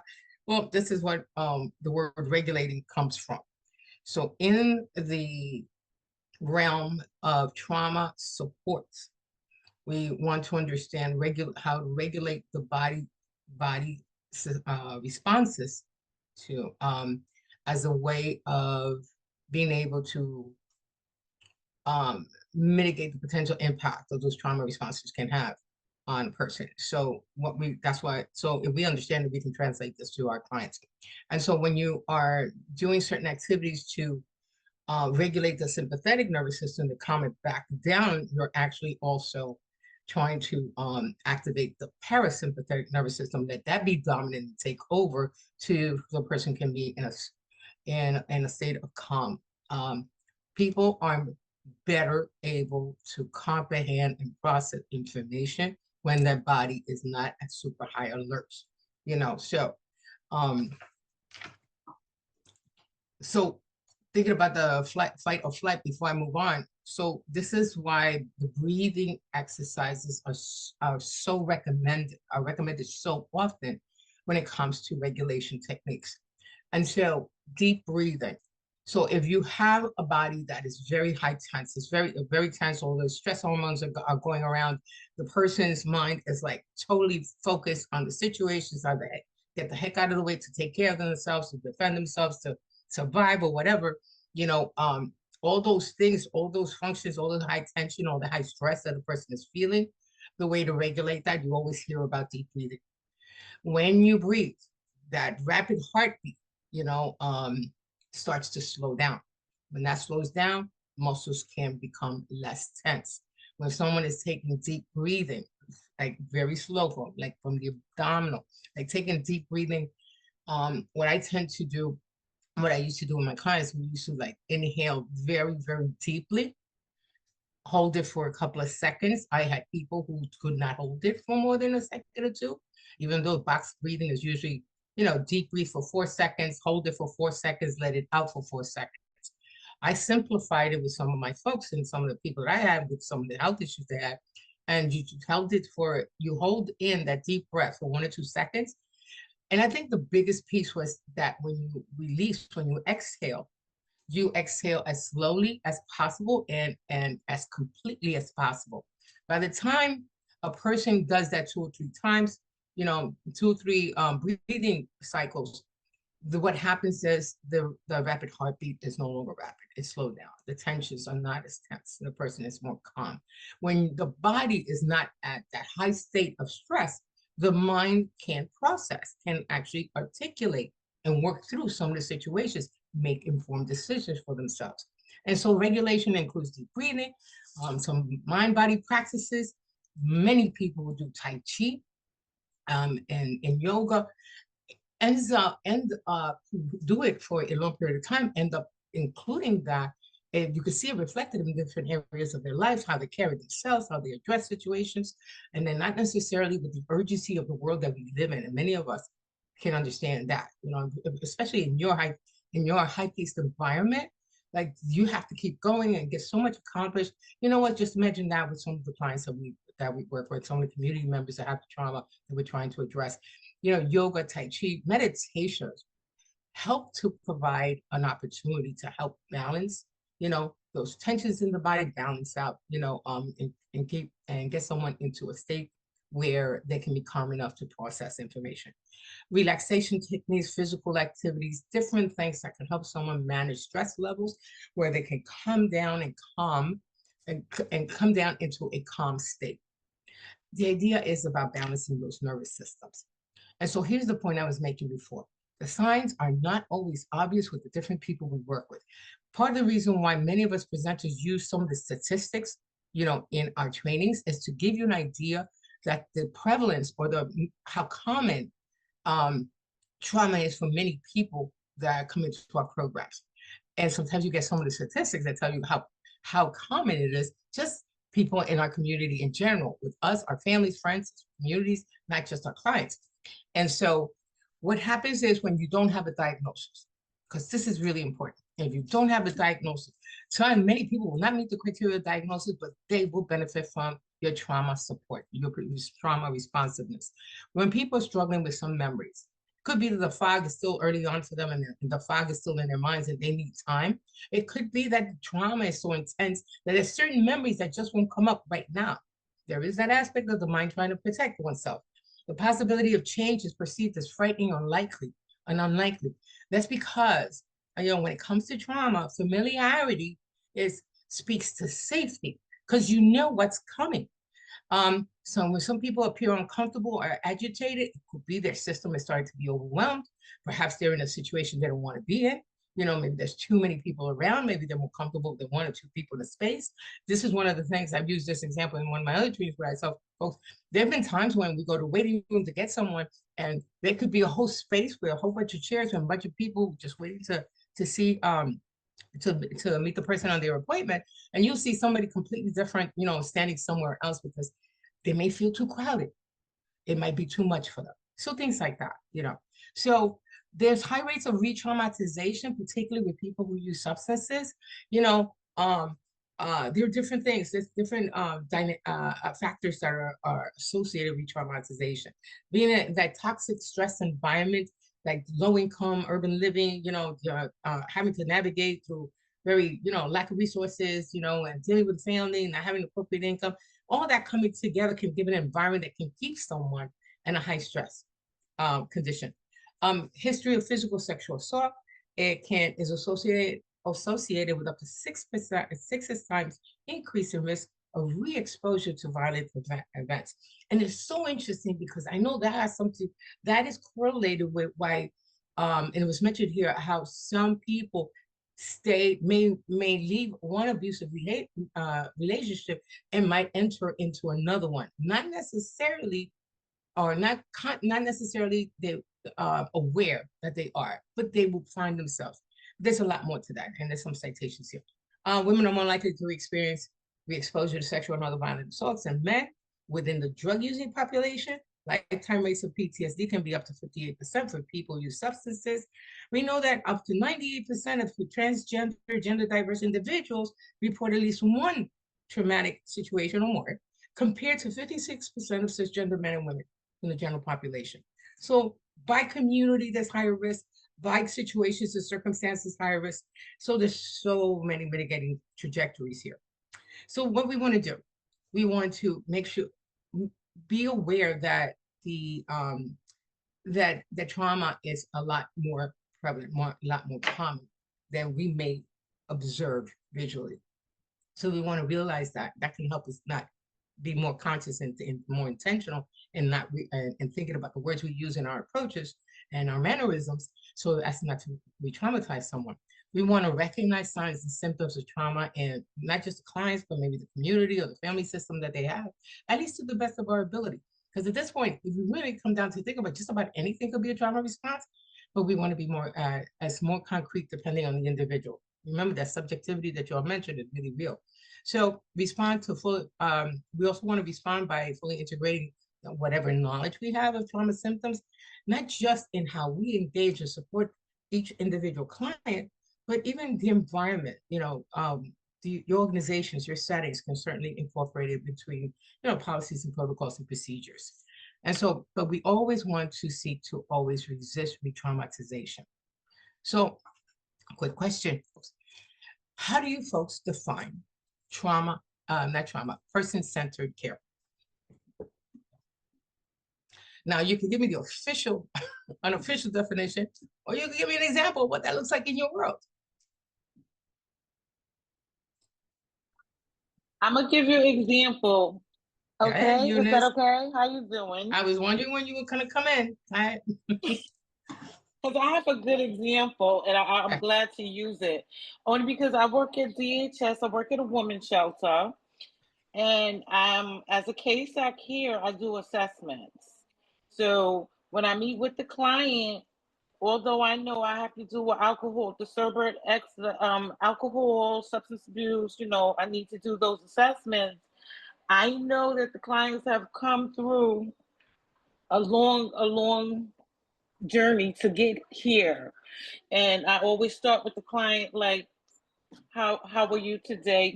Thank them for coming in. And I like to always say, how are we treating you here? This way the client can always just, if their experience was good, bad, or indifferent. And I always get a good response only because they come through PATH. Coming through PATH is a lot of stuff going on there with the mental illness and just getting to bed and keeping the bed. And once they get here, because this is like more of a suite type of a 2-unit facility, it's a lot better for them. But it gives them a chance to go back and explain as far as their past in order to get here and how they feel comfortable. So I start with that in order to be able to get my information for the assessment. If that's a good example. That's a really good example. Thank you, Eunice. Okay. It reminds me of also in another training, and I don't want to put you on the spot, Antonio, but I remember how he shared how he greets people, how the first thing that you kind of do. You want to initiate a rapport, but you also want to be mindful of like, are their immediate needs met at that moment? So person-centered care, part of that actually aligns very, very well with trauma-informed care. So, okay, so when my patients and I work to develop their treatment plan, that's another way that person-centered care is reflected. Yeah, meeting the person where they're at in their recovery process. Anything else anyone else want to add?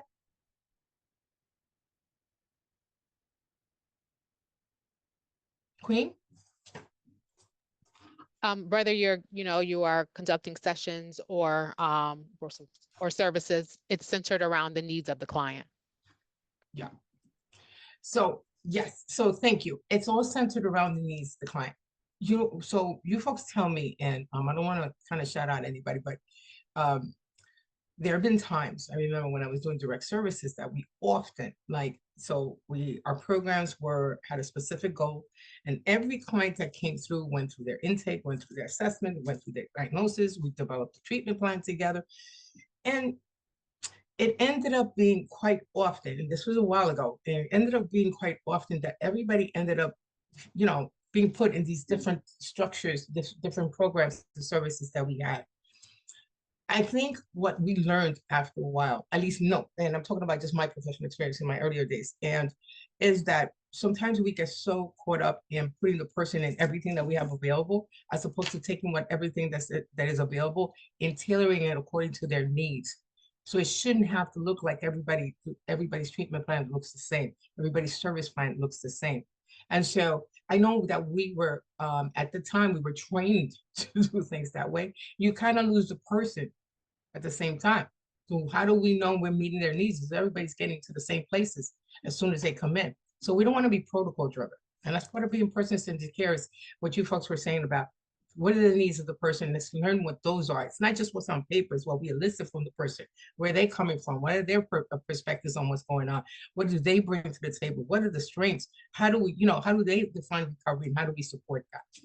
And so to be able to do all that says something about you, though. It really speaks to where are you at, to be able to pick up on all that, to be able to intentionally elicit all that, so you can collaborate with this new individual that you're going to be working with. Especially when it comes to trauma, we kind of tend to practice what we preach when it comes to trauma. So before you reach out, introspection is an important part of what we do. We too, as human beings, show up and had to go through all that snow in the last 2 weeks. We still have snow from the snowstorm 2 weeks ago. We still have the challenges of where to park that car. We still have the challenges of commuting. We have the stressful parts of, still providing for our families, being able to commute, being able to take care of ourselves. So we bring all that with that person who's going to meet with that new client. So how are we doing? Our own tolerance levels, sometimes the environment tends to activate us as well. So what's in trauma, when it comes to trauma support, it is highly recommended that we practice self-regulation. Make sure that we are bring our awareness of what state is our own bodies are. Are we at high stress? Because when we become cognizant of that, we start to understand that some of this information that we're learning about, that we are discussing about trauma and how it relates to our clients, it also relates to us. And so just imagine someone who may be coming in, you still don't know whether they have heavy trauma issues or any kind of trauma issues at the present time. And then how do they feel safe if you are are presenting stress, are presenting like you're in a hurried, very hurried because you have so many things on your plate. Your own body may be reflecting high intensity, you know. So that's the thing. So we're encouraged to practice self-regulation. If we're in a place where we can be more self-regulating and keeping ourselves calm and being aware of that and doing that in a moment, sometimes we have conversations, in the middle of conversation, we can regulate. The idea here is to be totally present, you know, mentally, by making sure we're calm physically. And so we are in a better position to seek if their essential needs are met. And Eunice just gave us a really good scenario. And how do I know, how do I really see that person? How do I know their needs are really met when I'm first going to meet them? If I'm still thinking of all these other cases and all this documentation that I have to do, am I totally present? So who I bring to this interaction is also key. And that's the thing is if I can see the client, if the client can feel like they're being heard, like I'm trying to initiate some kind of rapport where they are totally engaged or they're at least invited into that conversation, you know, they're more likely to be able to actually feel that you have some compassion towards them. You can hear them, you can see them. And so provider and client co-regulation is really key. You know, it's when you intentionally practice a calm and supportive approach with the client, you know, because it's very easy, like somebody can come in very challenged from their day. You can tell their breathing is a little labored. Maybe they feel like there's some physical issues going on. We don't want to jump into the agenda. We want to be able to like, let's help them regulate. So that has a lot to do with how you can initiate a rapport. So it helps to build the trust between you and the collaborative atmosphere. So these as the guiding principles, the way, especially the way Sam has identified them. Safety is key for our clients, but we're not talking about just physical safety. We do our part to do our best in how we engage the individual. We can't dictate what's safe to be a person, but if we present in a way where we can see and hear them, that can help someone start to relax and release their tension and feel comfortable engaging with you. So trustworthiness and transparency is part of what we bring. Eventually, hopefully, if we do learn that people do have some heavy trauma issues, you know, what we understand is that having a person or a couple of people that they can go to, that they can connect with, because connection is key here. You know, a person cannot heal by themselves when it comes to trauma, according to the research and the experience of a lot of experts, but connection is key. So that peer support is really important. And so the collaboration and mutuality is a piece that you folks tend to practice anyway. We want to honor and celebrate and make sure that we incorporate voice and choice, because that helps the individual make their own choices, particularly for people who didn't have control of their environment. To be able to have control in what they say and do as opposed to being told what to do can help to start with someone to feel grounded. And there's also the cultural, historical, and gender issues that can happen with different persons, you know, with different community backgrounds, you know, and and actually not just backgrounds. Look at what's going on in our time today. There are people who have had experiences or deal with trepidation because of, you know, oppressive practices today, you know, and being and maybe just reactivating some past historical, you know, trauma that has been not just from their family but their actual communities. So I mean, think about person-centered support, and this should speak to like what the definition was that you folks gave. It's more about being other person oriented, you know, and the other person orientation is something I use a lot when it comes to culture humility. It's the whole idea that it's not that my skill set is not expert. It's not that I'm not good at what I do. It's that I don't dictate what I need to do for that person. It's that that person can identify what are the issues they're dealing with, and I use my skill sets according to the needs of that person, as opposed to me dictating to them. So it's other person oriented. So we support them according to their perspectives and how they define things in their life, what strengths they give, they bring, and also what goals they want to meet. So the respect for autonomy and what's important to them, and this is person-centered support, and this aligns perfectly with the trauma-informed care principles. So individualized because integrating their goals, their choice, what they want to do. Empathy and compassion is what you guys are just naturally good at. You know, it's part of how you engage with the community. But having for them to actually see that for themselves from you, that's huge. That can be very empowering to them. Identify unique strengths, support self-direction, understand what is important to and for them. The responsiveness. Let me just take just a moment to define that. I say a lot about trauma-informed care in terms of the principles and the general information we know, but the responsiveness has to do with the specific ways that you translate those concepts in practice.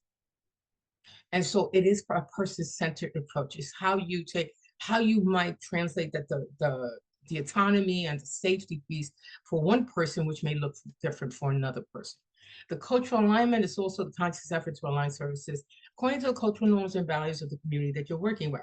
And that's a huge piece as well. Person-centered means is speaking to individualized care. And we want to be able to incorporate, part of it is integrating their perspectives. And a lot of that can be based with some folks in culture. And so we want to include that. Stigma-free language. If you're going to talk with some folks, we want to be able to update our dialogue, understand that some terms that we use, if we use them with our clients, can be stigmatic for them. And so we try to practice to upgrade our dialogue, our verbiage, to reflect our understanding of substance use or substance use disorders today.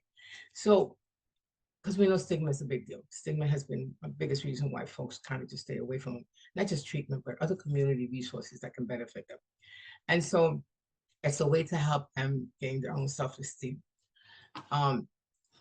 So let me just come back to you folks. When you think about stigma-free language, for me, when I was working directly with client community, many times some of the words that the folks actually present with, which was very similar to myself and my colleagues, were more stigmatic and really reflected maybe sometimes low self-esteem.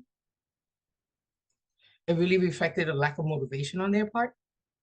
Like there were a couple of people that I can think of right now that used to tell me, like, it's like no matter what you do, it's not going to work. You can tell me to do this, it's not going to work. I'm going to end up using it again. It's like folks are like very maybe misinformed, but also if they had always thought, a lot of the community doesn't understand substance use the way we do. And if they come from the communities that don't understand and think as substance use was a willful act, and or criminal acts, and have that negative connotations associated with that terminology, it doesn't have the education, the substance use fundamentals that we tend to share with our clients.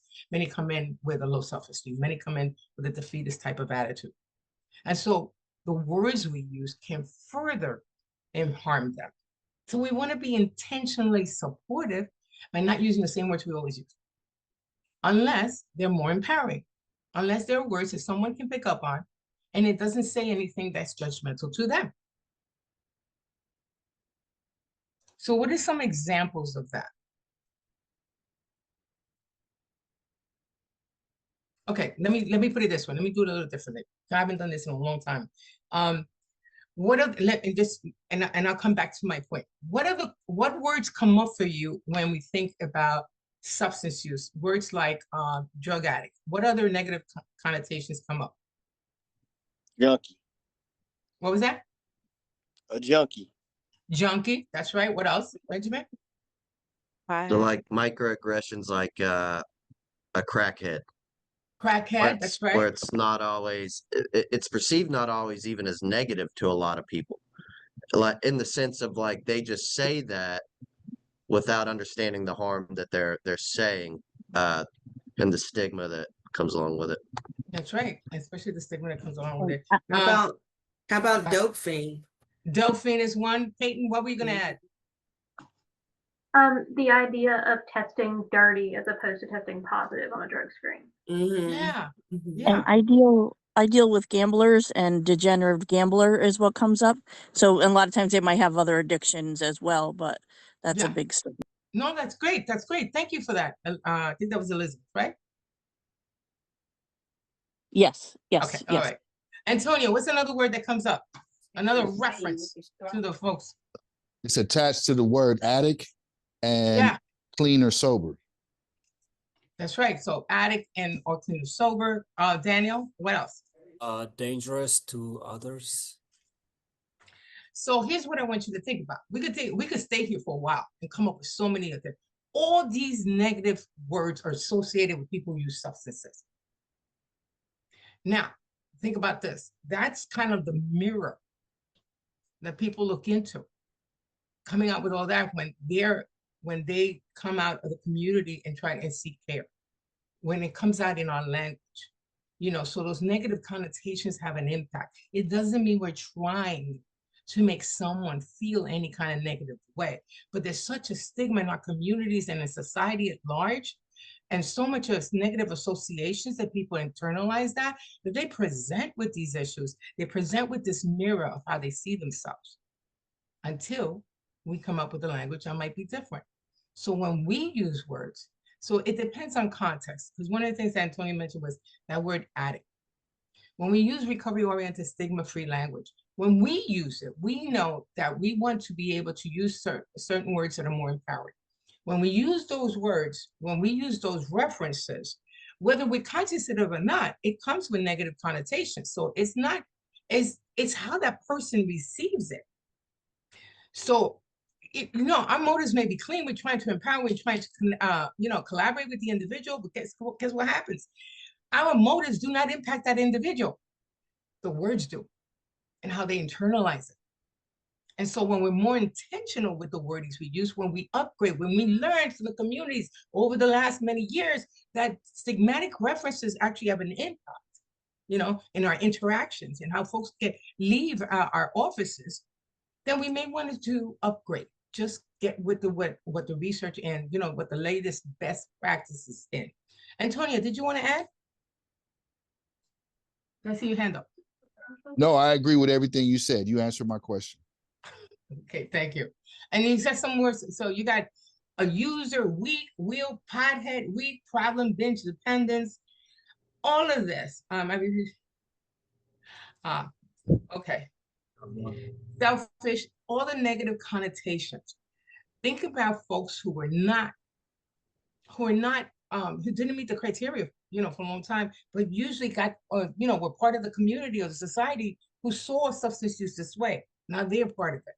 So they can easily internalize this. So we have an opportunity to intentionally upgrade our dialogue to be more empowering. That's part of it. And it's just really using person-centered language. And it depends on the context. I'm going to use the word that Antonio said, because I had a client who was in recovery. I would tell you about my guy, my partner. He has been in recovery in a long time. He refers to himself as an addict in recovery. I'm not here to change his wording because he's using it in a positive way for himself. He identifies with a particular fellowship that has been helping him for a very long time. If I'm using addict just in general reference, it can have a negative connotation. So I want to be very tailored. I have to be person-centered to understand how certain words mean and impact that individual I'm working with. So I have to be able to make the distinction. Benjamin. Yeah, I just wanted to add, me personally, I'm also in a program, probably similar to your husband's, if not the same program. And, speaking in mutual aid groups, I think there is a difference between how we can identify as opposed to the public eye, how I can identify myself. And I don't have to share the way I speak in a mutual aid group to outside of the mutual aid group, if that makes sense. I guess my professional life and my personal life are two different, and I can identify with others within that mutual aid group, and we identify together And it's in a different fashion, I believe, and it's not stigmatizing. It's just our reality and how we therapeutically connect and help each other.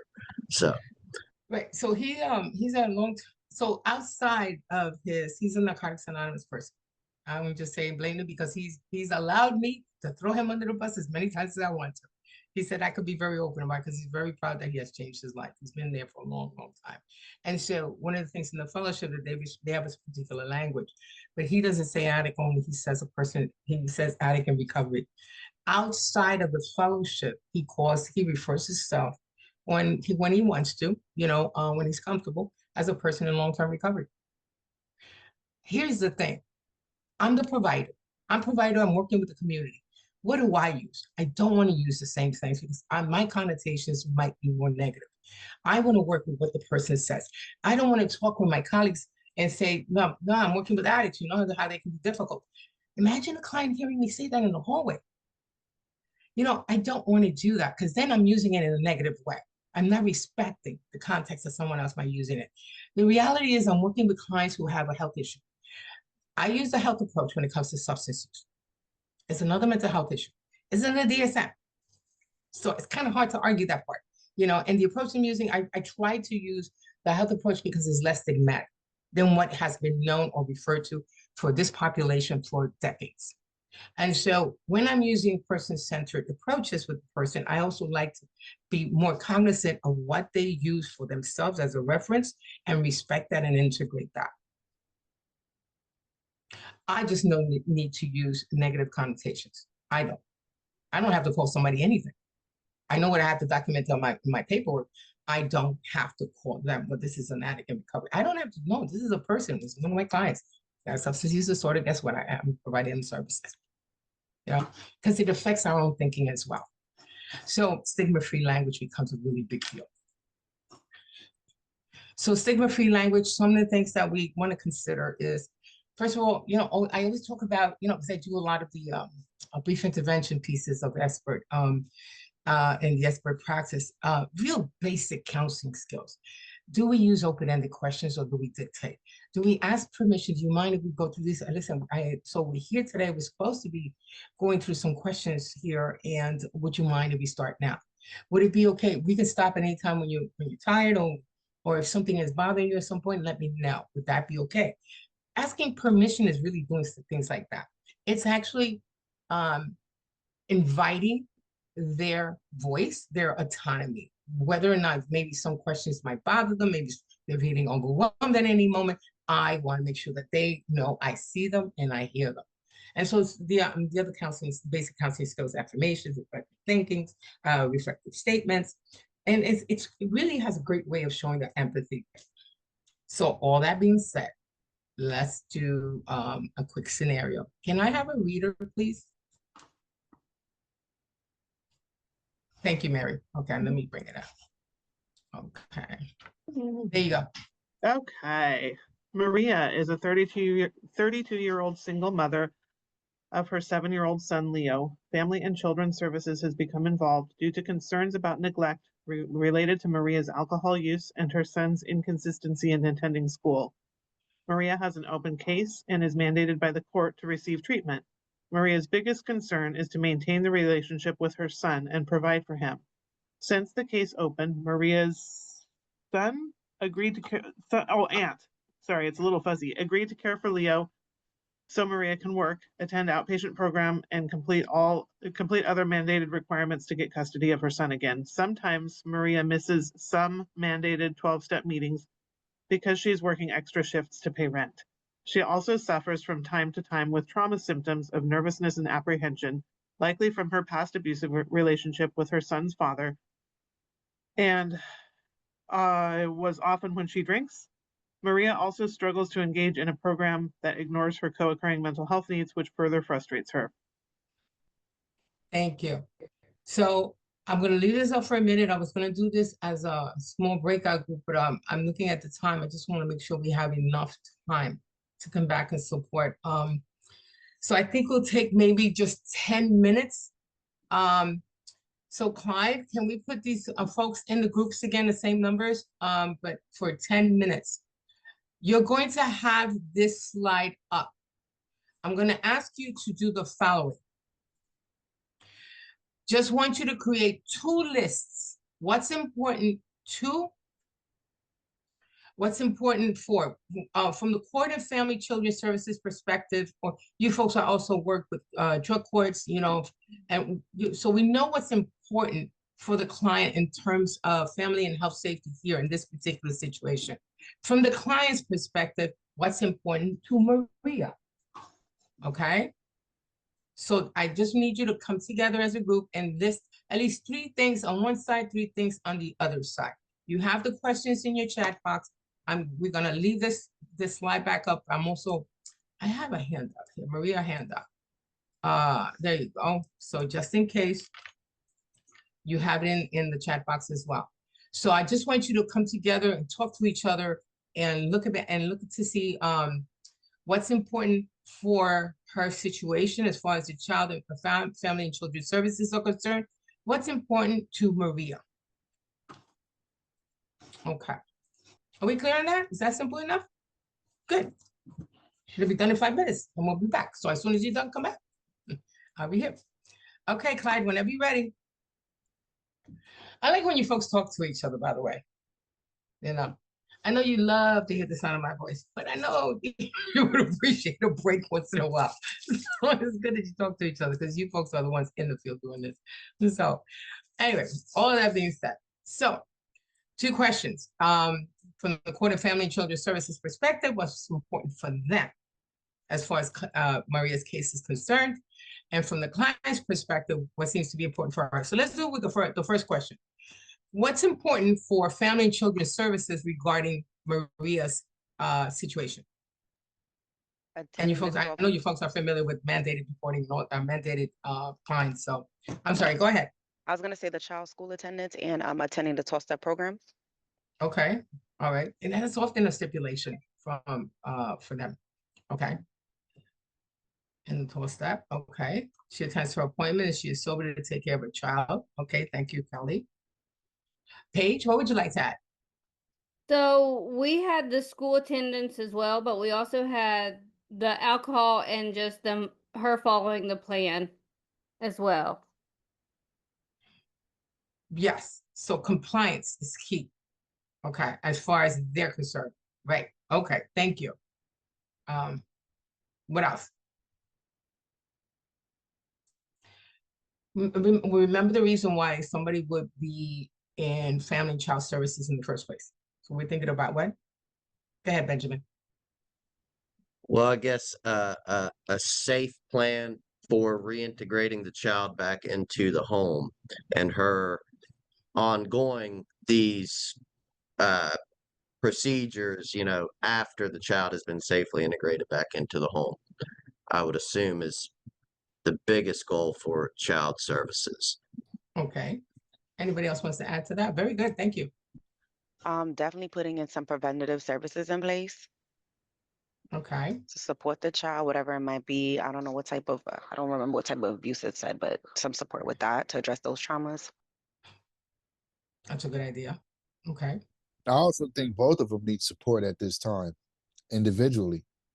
They do, but I just want to do the family services first. The whole point here is to be able to distinguish, you know, what you have to try to support with because she comes as a mandated individual. And then we can separate what's important to her because person-centered care has to do with what's important to her, but your responsibilities don't end there. You have to address with the other one. So that's part of it too. So thank you, Antonio. So let me just show you what I got. So it kind of deals with what you folks are saying. So the priorities from the Court of Family Children Services can the compliance and the abstinence on Maria's part. Part of that for her to keep the child with her. I mean, they had to agree that the aunt, you know, they had a family member that's willing to, you know, to have custody, temporary custody for the child, so Maria can focus on certain things so she can eventually get that child. So compliance and abstinence is huge, and you folks mentioned that. The other thing is the structured mandated treatment. That was part of the plan that you typically get from, you know, either drug courts or family children services. You also mentioned, and I mentioned, and you also said this about, you know, integrating the child back into the community, into the families. system, you know, in a safe way. And not really family system under her care, because she's already with the aunt, which is considered a safe person. So the child's safety and or their removal, those are some of the biggest concerns that the family child services will have to look at. And also addressing the client's individual behavior. And this is where I think Antonia points really can be more relevant is at this point, is because they do want to make sure that that person, that Maria kind of just adheres to, you know, to some of the program services where she can, you know, change behavior and become a safe and healthy parent for this child. So, okay, I'm going to stop sharing there. What did you come up with for Maria's perspective? What from the case study, what do you see as that is important to her?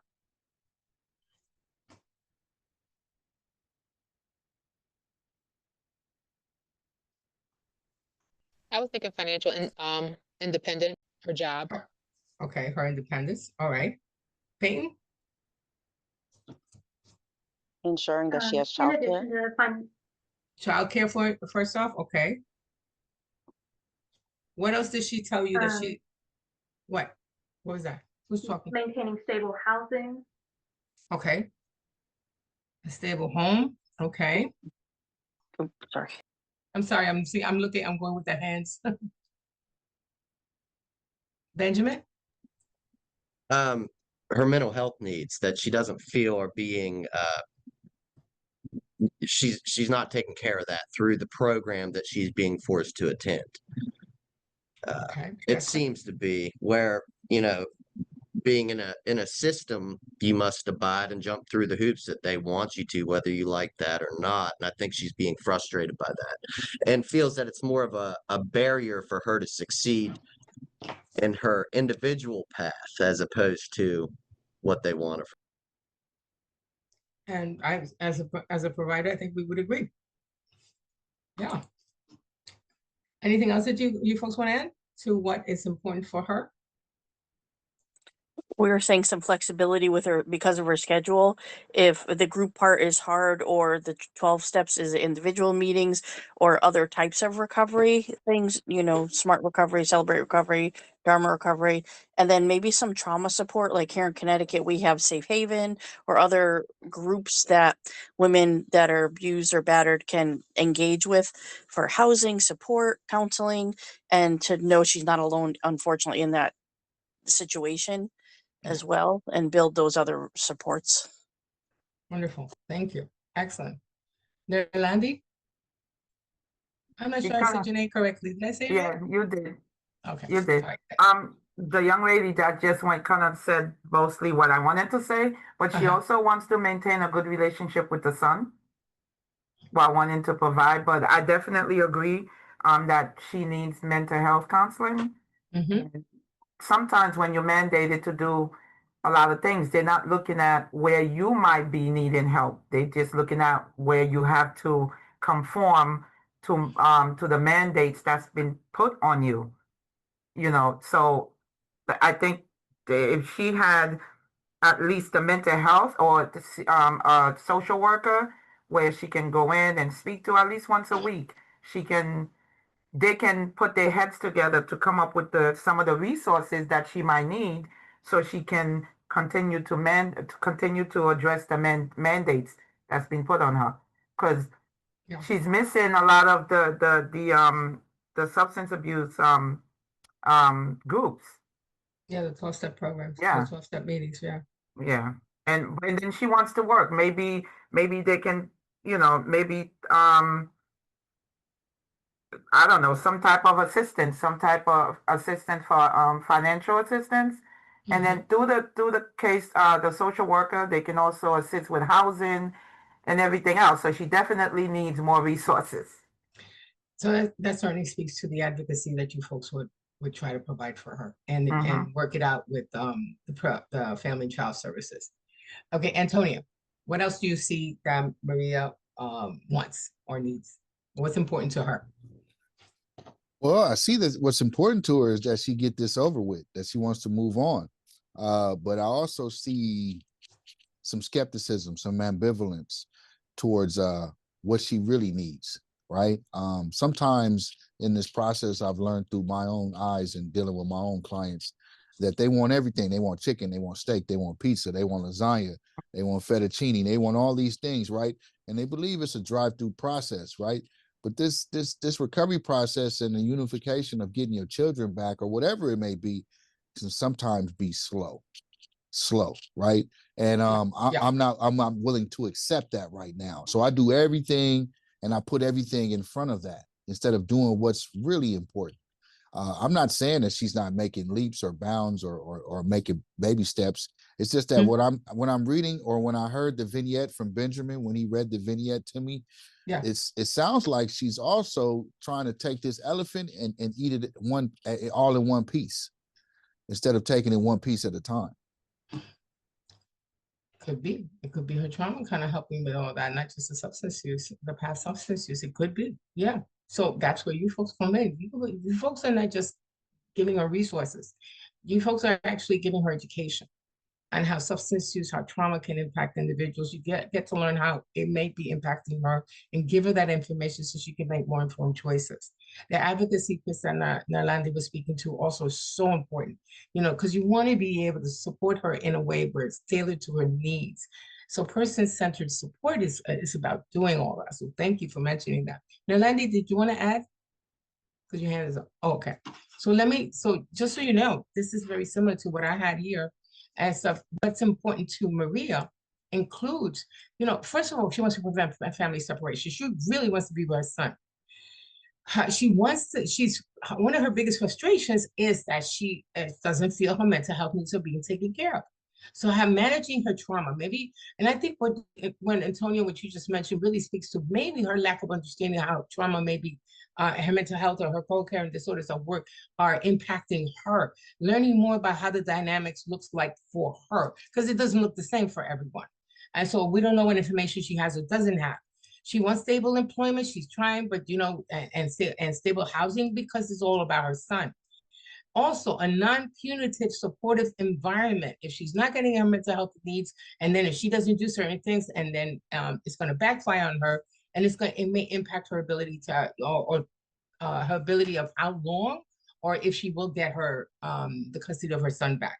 So I think all of this, and with everything that you folks mentioned and all that you put in and what you put in her chat box, on the chat box, because a lot of her may be surrounded around her mental health. If she had the appropriate level of care for that, it may not necessarily, it may be a therapist, maybe, and also the kind of trauma-informed or trauma-responsive support that we can give can help her be in a place where she can learn how to deal with some of her own symptoms, how to get to a place where she can process information and be a collaborative partner in her own, in her own mandated, program, and how it can work best for her to still meet her needs.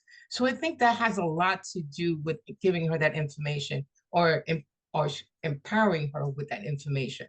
And I'm not going to talk about the skill sets and how the approaches. You folks, that's another training. You folks already do a lot of that. But the person-centered approach is really about helping that person feel like you hear them. So we want to acknowledge those mental health. Everything else might be contingent upon the support that she gets around her mental health, around the trauma piece. So well done, everyone. Also, I think what we forgetting is the fact that if she does have substance abuse issues, it's going to be hard for her to keep up with anything. Right? If it's the drinking, sometimes she might not be able to get up to even go to work, report to work on time, or report to work at all. When you think about, sometimes what a person is mandated to do is not necessarily realistic according to the capacity the person is at the time. Yeah. So I totally hear what you're saying. And that's where you folks can help advocate for her regarding that and come up with a collaborative plan with her and them that can support and empower her to succeed in her program, as opposed to putting unrealistic expectations yesterday, because often everything is done within a confinement, and it looks the same for most people from the perspective of whether it's a drug court, whether it's family child services, but mostly because this is what they need to meet according to their deliverables. But we want to make it realistic for her because we want her to succeed. And ultimately, they really want her to succeed. It's just that they have to tailor it according to her capacities. And that changes over time. That should be enhanced over time, you know. But a lot of high expectations can create the very stress. How somebody go back out and pick up again. It's true. You know, and then it could exacerbate the trauma and the trauma responses, especially if she hasn't had this. This is one of those rare situations where the person is aware that she needs mental health support, and she's asking for it. She's not getting it. That doesn't happen all the time. You know, so thanks everyone for that. So here I'm just gonna go breeze through this.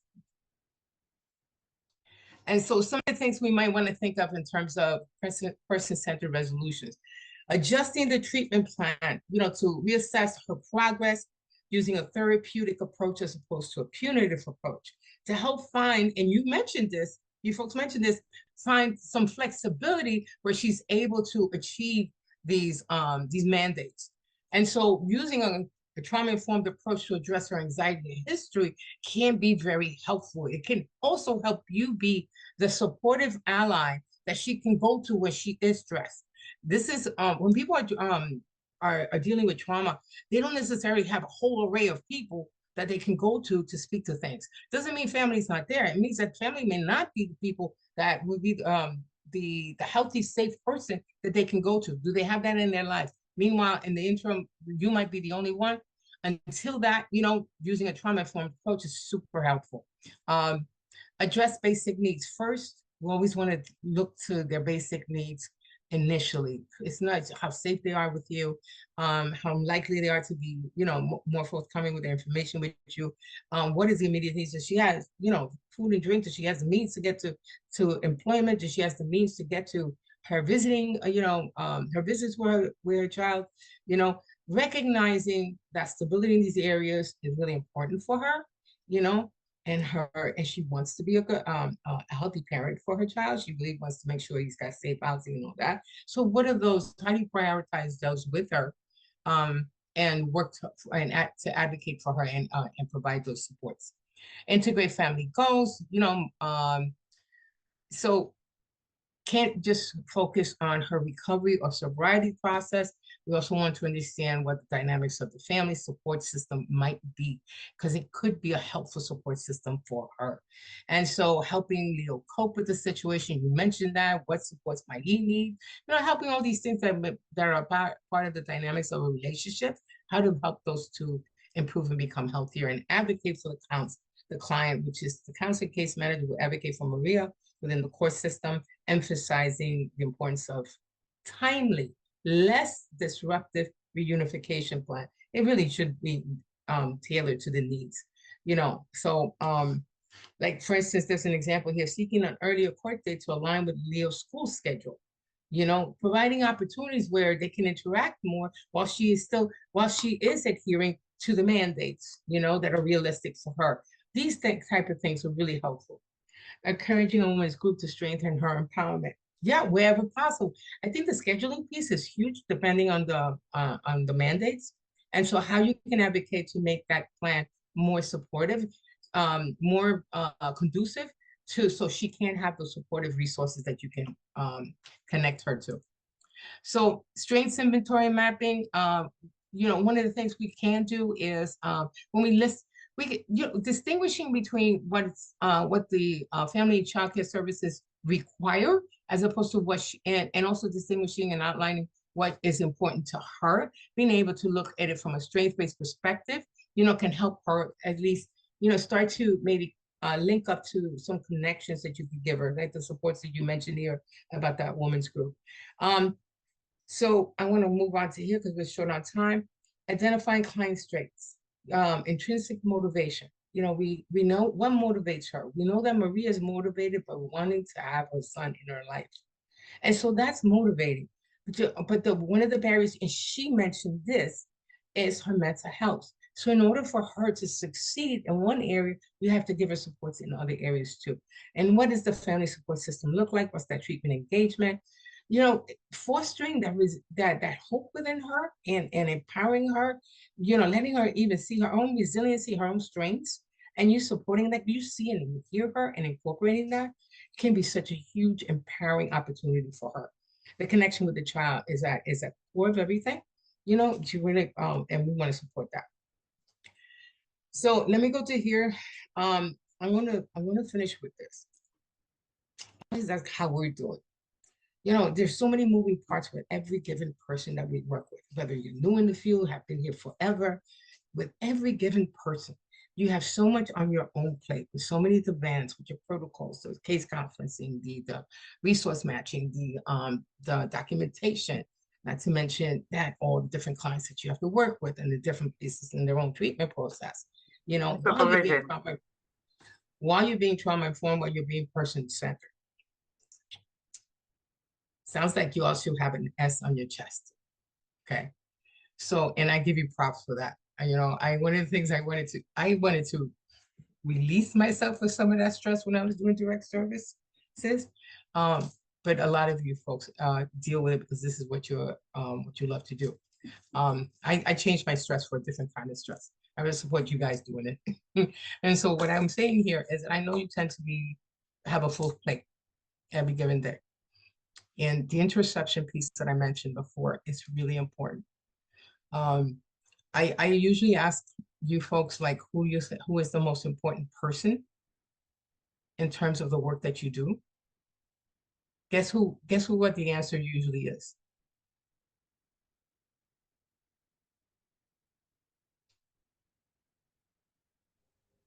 Who do we usually say is the most important person? The client. That's what we trained. I mean, that is like so second nature. We don't have to think about it. It's the client. I say, you can tell your supervisors I said this, but I say you are. Because if you're not in a healthy enough place to be objective, if you're not in a healthy enough place to be person-centered, to pick up on the cues of trauma that a lot of our folks present with, how can you provide them the supports according to their needs? So how are we doing is a question that you should be asking yourself on a regular basis. Not when there's a holiday weekend coming because you know you have 3 or 4 days off, because usually at that time we're looking either forward to a crash or we got a lot to do because we want to enjoy this time. It's still always like activity focused. How much time do we take for ourselves? So taking care of yourself is really key. It is your responsibility that if you're going to work in this field to take care of other people, that you make sure that you're on the top of that list. If you're on the top of that list and you're taking care of yourself to the best of your ability, chances are you'll be able to see and hear them, understand where they're coming from, you know, pick up on the challenges and be able to tailor the supports more accordingly. You will be able to be more trauma responsive and person-centered, but you start with you first. So I'm going to borrow a saying that my guy says all the time: it begins and ends with you. It always does. Okay. So give yourself some grace with that. So, and with that, we are down to 2 minutes. So I want to thank everybody. There's a couple of more information in the slides. I want to thank everybody. Clyde, you can put the link in. And here is the code. Thank you all for being here. Please scan it. I just need you to take the 90 seconds it takes to do this. This is also how we justify sending you those certificates. Because when we don't see folks signing up for the groups, not joining groups and stuff like that, I'm thinking that you're out there taking an intake somewhere. Really need you to be present. And so we need your help with that. So please do the evaluation. This will help us make sure that you were here. And thank you for your time, and I appreciate the conversation.